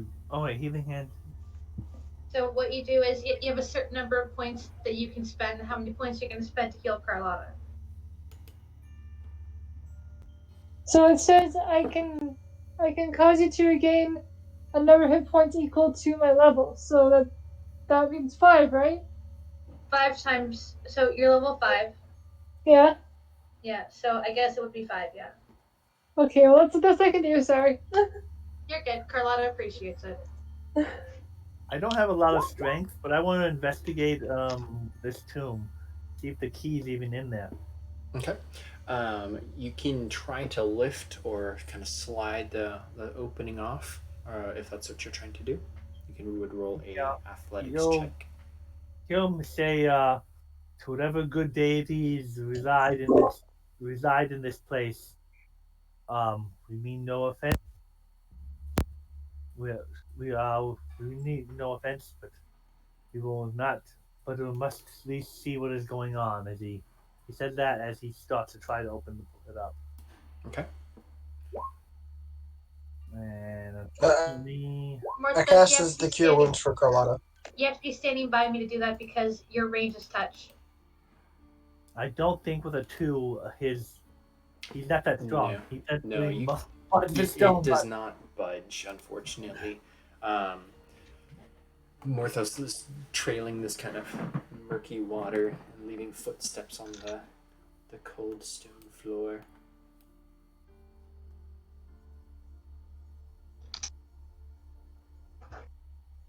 I have a crowbar. I could try to open it myself as well. Carlotta looks up at the burnt tapestry. It is still peeling back at all of the edges. And she looks down at the coffin. He doesn't worship him, but I don't know. Do you want me to put that out, or are we letting this burn? I don't really care either way. I'm But you- having an internal conflict. I'm gonna untransform. Okay. I don't know. I kind of have this strange. Maybe I'm channeling my inner method, or maybe I'm channeling some kind of magma effect. But I kind of think we should let this thing burn. It's just a tapestry. I'm gonna blast like it's already started. I'm gonna blast it again with a fiery Eldritch Blast on the other side. Okay. I'm just And Carlotta you calls you incinerate. paranoid.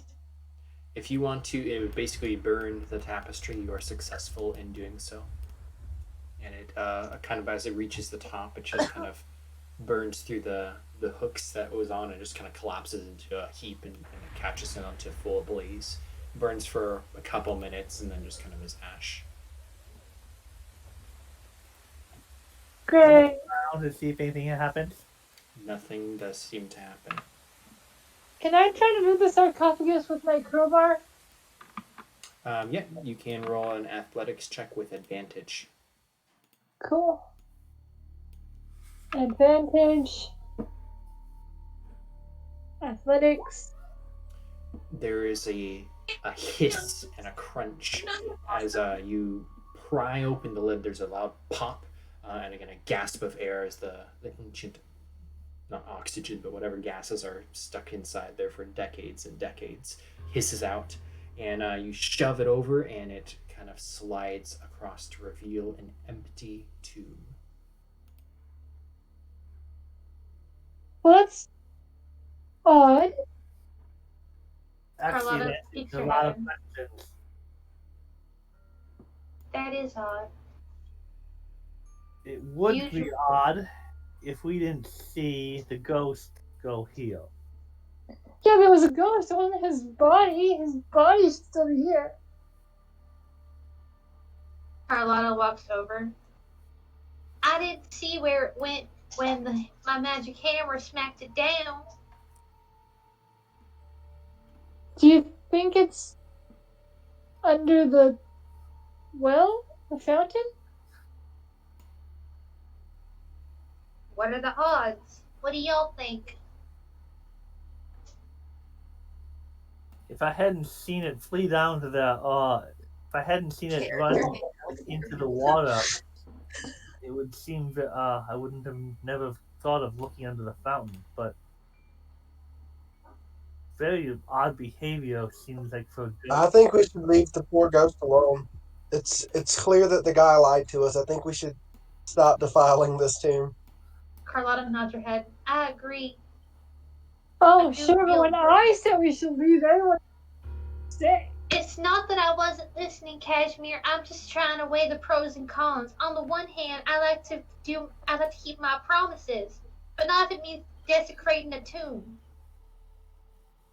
When I saw that the inside of that coffin was empty, and then Goldilocks here mentioned that it went into this murky fountain, I don't know if it's worth pursuing. Well, what do you want to do about it exactly?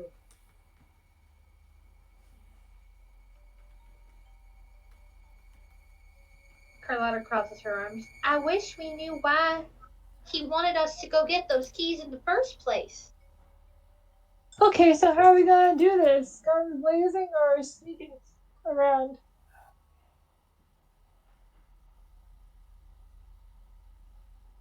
There are centers of research and study and his history that we would maybe try to determine what the key actually is. I've heard of a few of even my short time being back, but the question is, do we get the key before or after we figure out what it does, or not at all? Quick question, I'm out of character. Is Mhm. the dwarf who brought us here still waiting for us outside? He's a couple hours trek down back in Stonehill. Okay. And actually, if you guys don't mind, if we can take a quick 5-minute break, or at least I have to step off just to make a really quick phone call, which I just saw I missed. I can, if you guys want to keep role playing, and then I'll just let me know what you guys want to do, or if you want to take a 5-minute bathroom break or something, we can do I either. get to go for a break. Sure, sounds good. Okay, so we'll take 5. Meet back maybe let's say 9:45. So in 8 minutes. At the Ish. 45, yeah. Cool. Okay, I can do that. Cool. Thank you.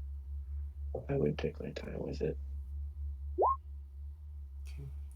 Yeah, you're able to kind of dislodge the top piece and kind of shift it over, and then as the crack opens, you can see kind of the shriveled remains of a skeletal dwarf, kind of shrouded with tomb wrappings and whatnot, and you can see a cluster of gold and gems kind of scattered throughout the tomb. And you would find one ruby worth 50 gold pieces and approximately 35 gold pieces in change. I thought we weren't robbing the place. This is a tomb for fallen dwarven kin. We should respect it.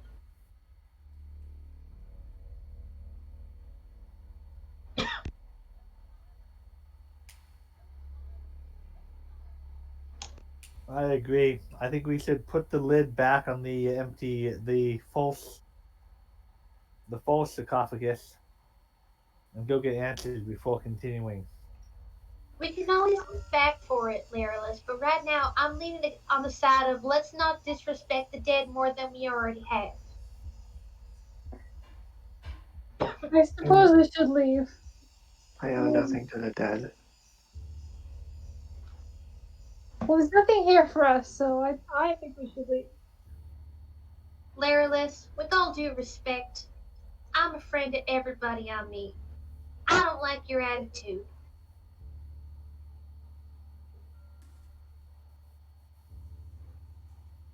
I'm going to ask you one more time to put back what you found. Didn't take anything.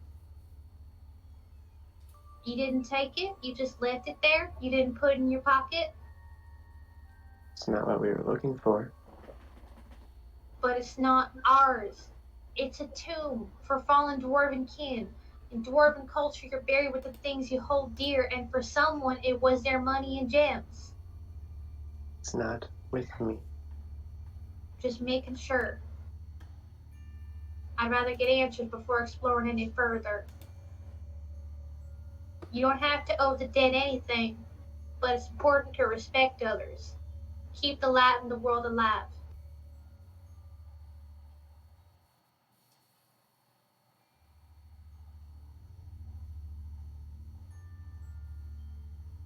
Alright, well, let's go then.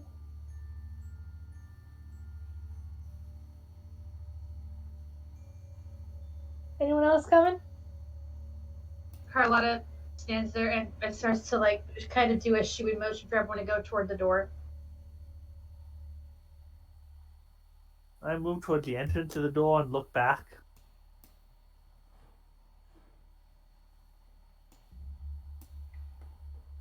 You see the room as it is. And Morthos sitting in the water. Waste of a trip. I'm gonna take out my whip before stepping outside. Come on, we can talk to ghosts later. We need answers first.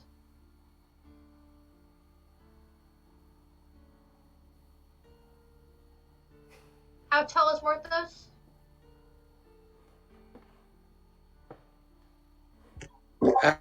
Average height for a half elf? What? Average height? How much do you weigh? Yeah. Average weight for a half elf?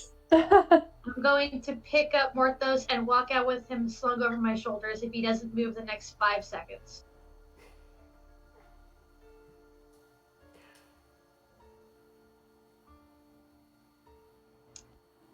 Do I roll strength? I will fight you. I'll do it. Do I roll strength or a strength check or athletics to throw you to try and throw him It'd be over in my athletics. Is Morthos resisting at all, or if so, then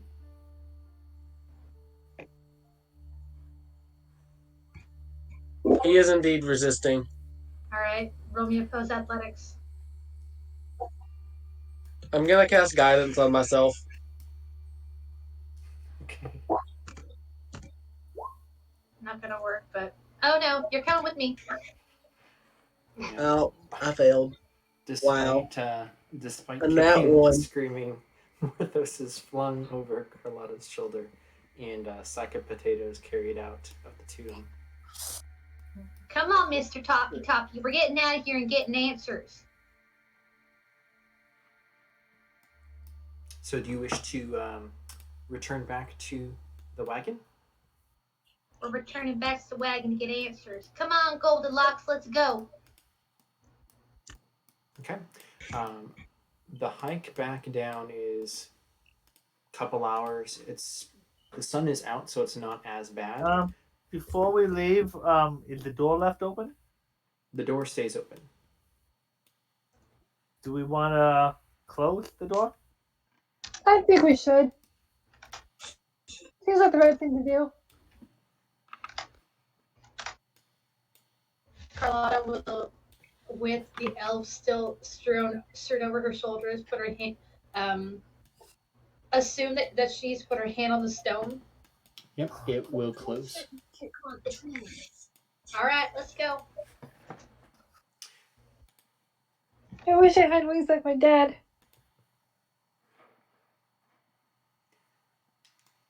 So it is a kind of cold and I presume a quiet hike back down. But once you get back into the village of Stonehill, you can see the wagon is still right there where you left it.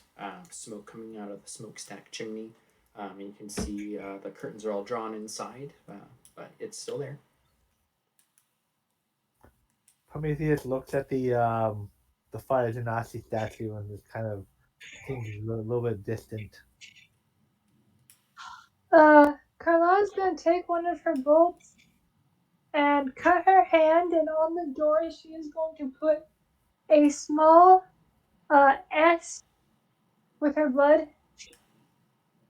To use it as a reference to any other blood hunters that are part of the what's it called that he's in, the soul thing that he does. So any other ones that see that know that he's not to be trusted and we don't like it. Okay. So you mark the door? Yeah. Okay. So Carlotta's still carrying Morthos over her shoulders.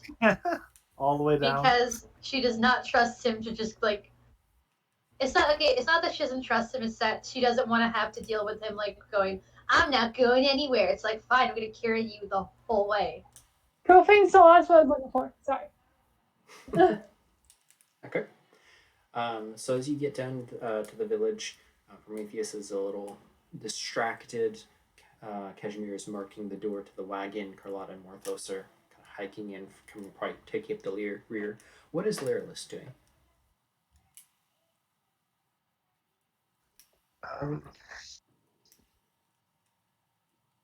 Not too much. Just if he has pockets, he's got sand in his pockets, and he's just bundling along with everyone else.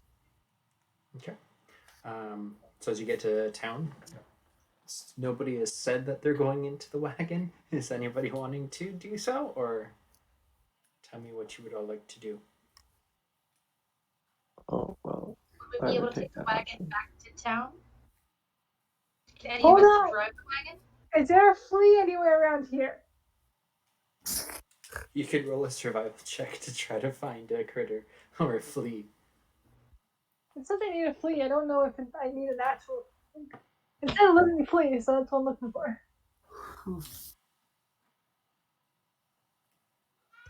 Did it not work?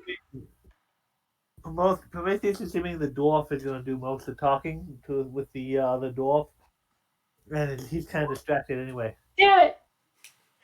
That's no fleas in sight. I found a flea. Dang it! It's actually just I don't know what. It's a rock. Well, if anyone finds a flea, because I was gonna be like a dick to them and set off an infestation inside the house, but What is it with you and small bugs? I need a living flea to cast infestation. It's not my fault. I didn't write the rules. Maybe we should wait for answers before we start infesting them with fleas? You can do that if you want. I'd buy some. I mean, my plan didn't work, so.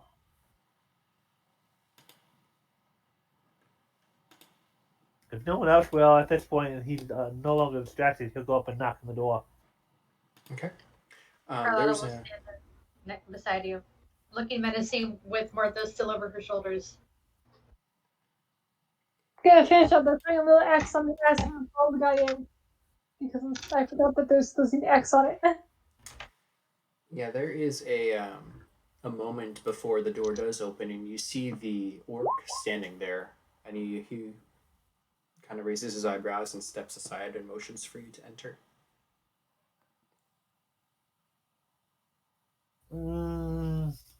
I suppose we talking inside would be better than public. So yeah, okay, go inside. Okay. Yeah, you see the kind of the dining area, the living room, the smokestack, kind of furnace box in the middle of the room, and up by the place where the boat wheel is, it's just kind of everything's curtained over and stuff, so it's more private. But he seems to be alone, and he sits down and kind of welcome back. I follow him in with my whip, very obviously brand in my hand. He takes But a my face sip is of just. his. He's But got. my face is like neutral. Yeah, he's has a seat at the dining table and is just slowly starts sipping his mug, which seems to be some sort of brew of some sort of hot chocolate milk mixture, which he's discovered. But he says nothing.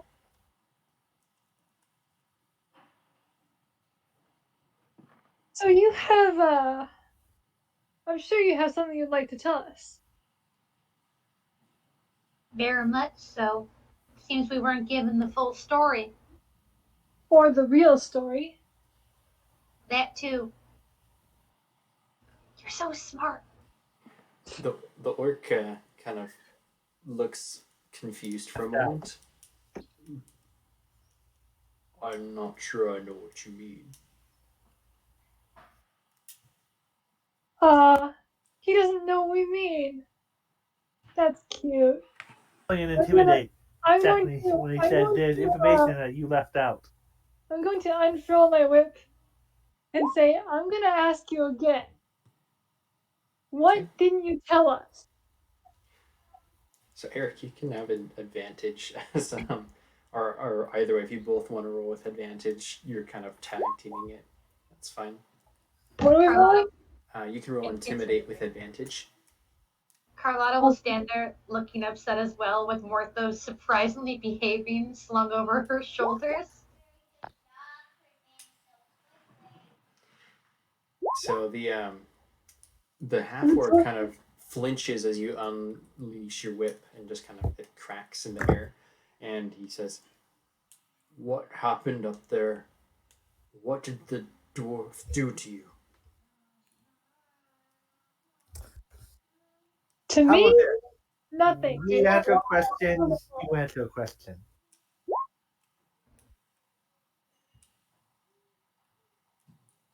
I don't know what you mean. If you need to talk to Haddam, he went to the market. He should be back. Well, I guess I'm heading to the market. See you guys. And I'm gonna head off to the market. Okay. What do you know about this mission? Apart from that, it's Haddam's family, and he wants to get the key back, and he needs the will. That's what he's gambling on his life savings for, to be able to get back his family's wealth. From there, we can start a business or do something together. But right now, we're making our way city by city. This was his big break. He spent a lot to find the map to this tomb. So he's not even. Is he related to them? Or is it just that he spent money to try to get something big? He is related. He must be. This the whole time we've been together, he said so. And then I would need Kashmir to roll a survival or investigation check to try to find Adam. Let's go with the investigation. They have good investigation.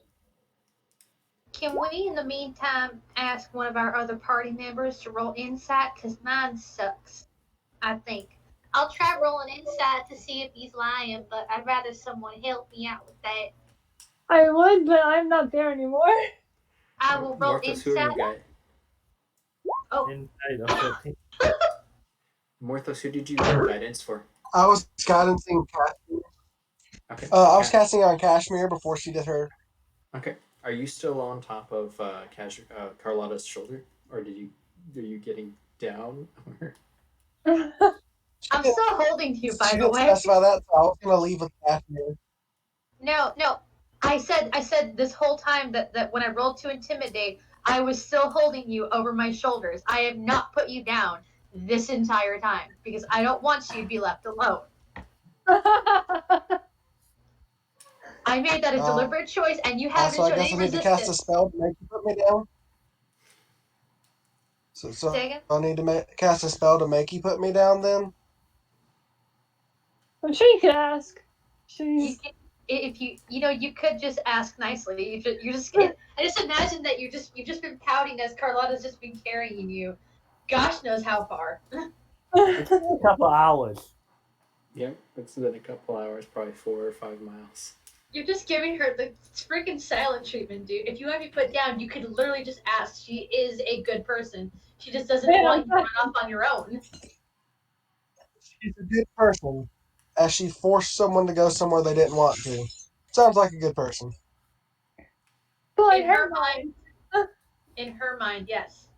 Yeah, see, I get her. I get Carlotta. Kashmir doesn't, but I do. So for Kashmir, you spot the dwarf. He's basically going grocery shopping in the market. And he's got a burlap sack where he's putting more potatoes in, and he's got a bag of vegetables in his right arm, and he's starting to make his way back. And you spy him out of the crowd pretty much immediately. Goes little vermin. I'm gonna take out my whip and try to hit him with it. The very tip. In the middle of the market? Everyone's doing their daily shopping. You're like, what? Yes. Angry angel. Well, I'm only half. Well, 3/4. Anyway. There's my whip. Okay, that hits him. You can roll your damage. Yes, you are. He drops his bags and yelps in pain and just kind of drops backwards onto his onto his butt on the ground and holds his hands up. Ah! I'm gonna stomp up to him and say, "You have some explaining to do. Come with me now." Okay. At least let him get that sale on peaches today. Roll a intimidation check with advantage. Okay. Advantage and intimidation. I agree, but I'm not seeing this right now. Otherwise, I would be upset. I'm keeping my eye on Morthos though because he was being stubborn. So the crowd kind of parts and gasps, and you see a couple people running off. He gets up and acquiesces and tries to follow what you're telling him to do. He's like, I don't understand. What happened? Did you? Oh, and then he just shuts up after holding his lip. We're gonna discuss this back at your house. Pick up your groceries and come on. Okay. Oh, and don't tell Carlotta I hit you with my whip. Because I will bleeding strangle from his it. lip. He's definitely bleeding from his lip. I will strangle you if you tell Carlotta what I did. Oh my god. Just don't hurt me. Just don't hurt me. Back in the wagon, the orc is kind of clutching his hot chocolate milk with kind of a scared look on his face. Yes, it is Genasi juice. But he just doesn't know what's going on. And as Carlotta puts Morthos down, what seems to be the situation here? Although, if nothing else happens, then Kashmir will return.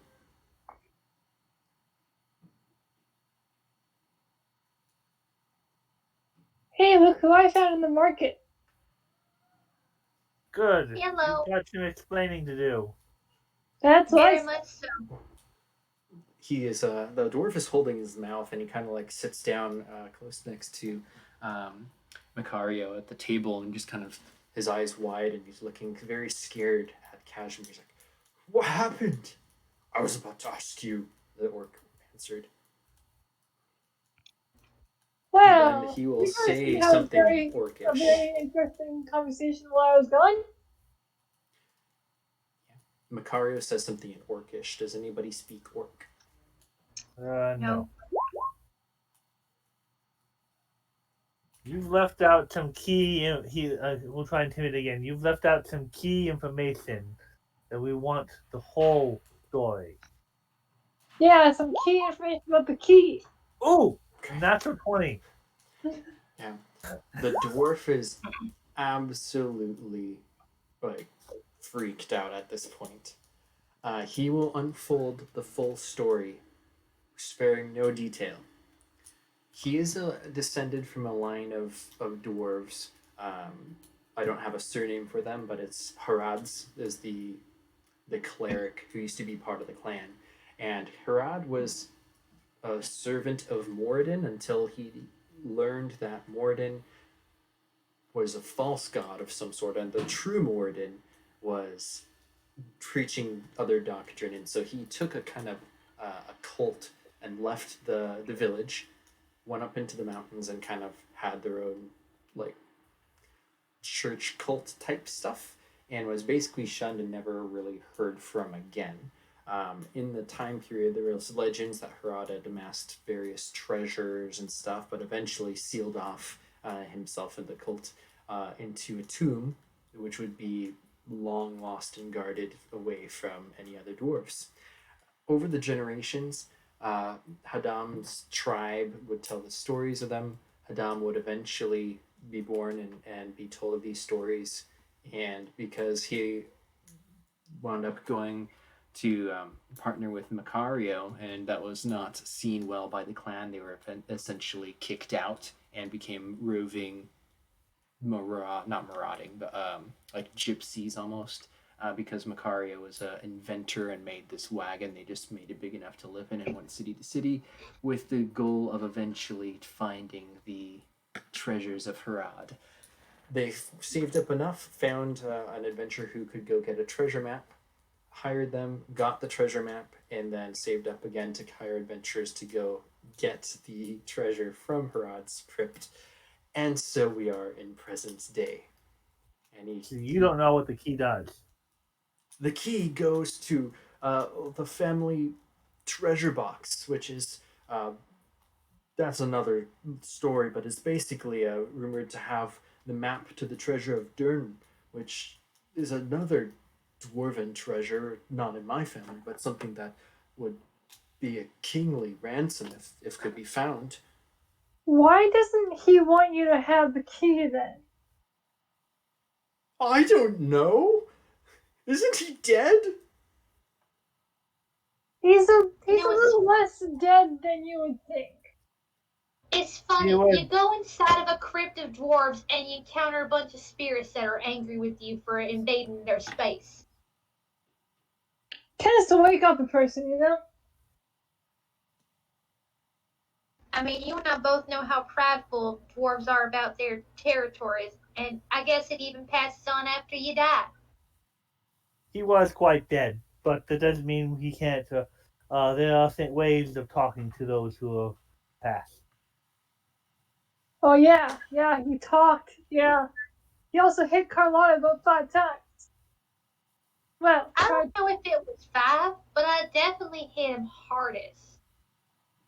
all I'm saying is that it's his fault that the ghost hit you because he sent you there.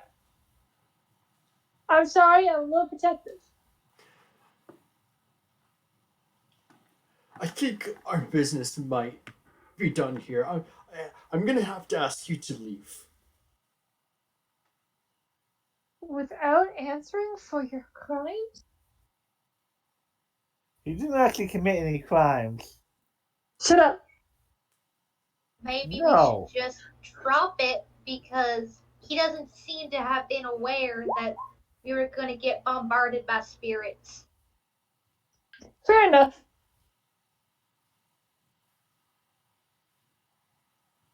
The crypt was empty anyway. There What? was nothing really there. We looked and looked and we couldn't find anything. We looked in 2 sarcophaguses. Well, I looked at one.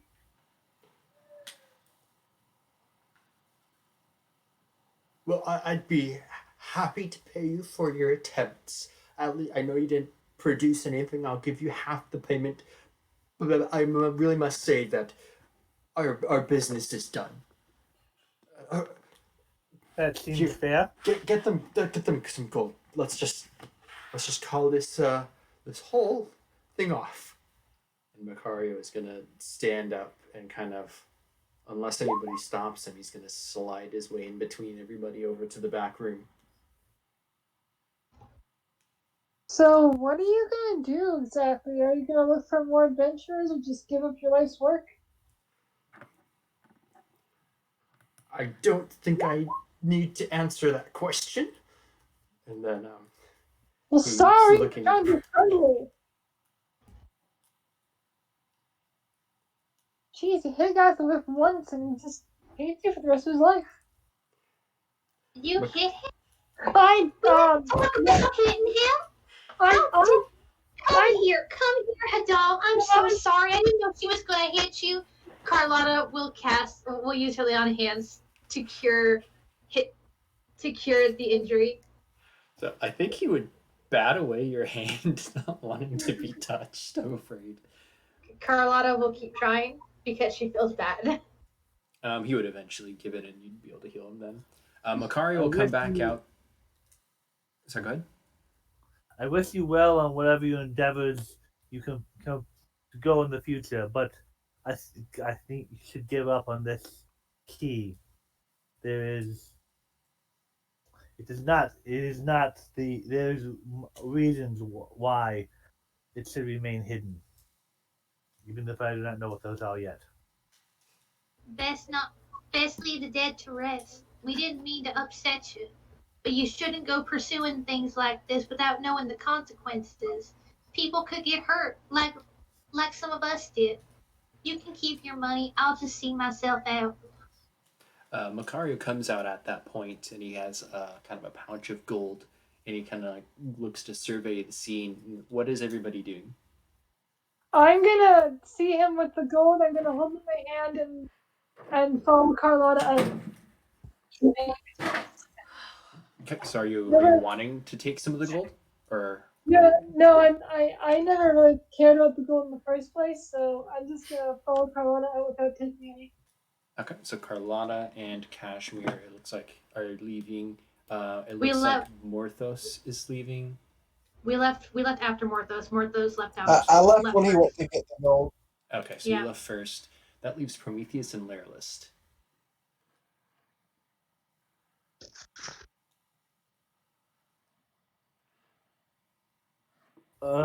He is near the door. He debates whether leaving without any kind of payment.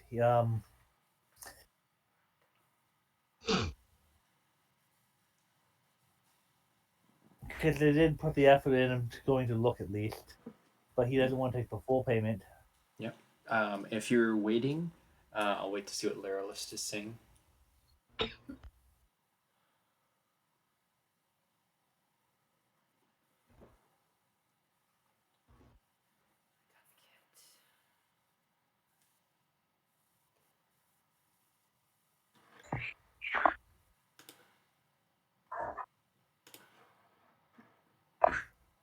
Okay.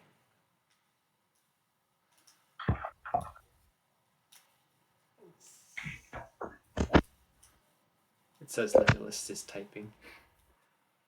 Yeah, I know. So, basically, in the meantime, though, here we go.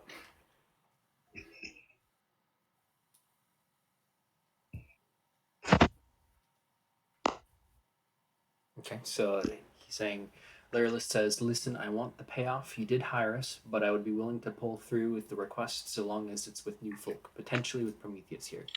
And if Prometheus is staying there also, the Orc Macario is going to withdraw 100 gold pieces, which is half of the proposed reward. And he will offer 100 to both Lyrillist and Prometheus. And then, because of your specific silence and all the actions, Hadam is going to look at Lyrillist and basically agree that he's willing to give you a second shot. Prometheus, are you wanting to basically stick around for something like that as well? He'll take 50 gold and then hand the other 50 back. Okay. And say, we did go through the effort of going up to the tomb in the first place. I believe some payment is in order, but I believe what is in there should stay at rest. Okay. So he'll take 50 gold and then head out, following the others. Okay.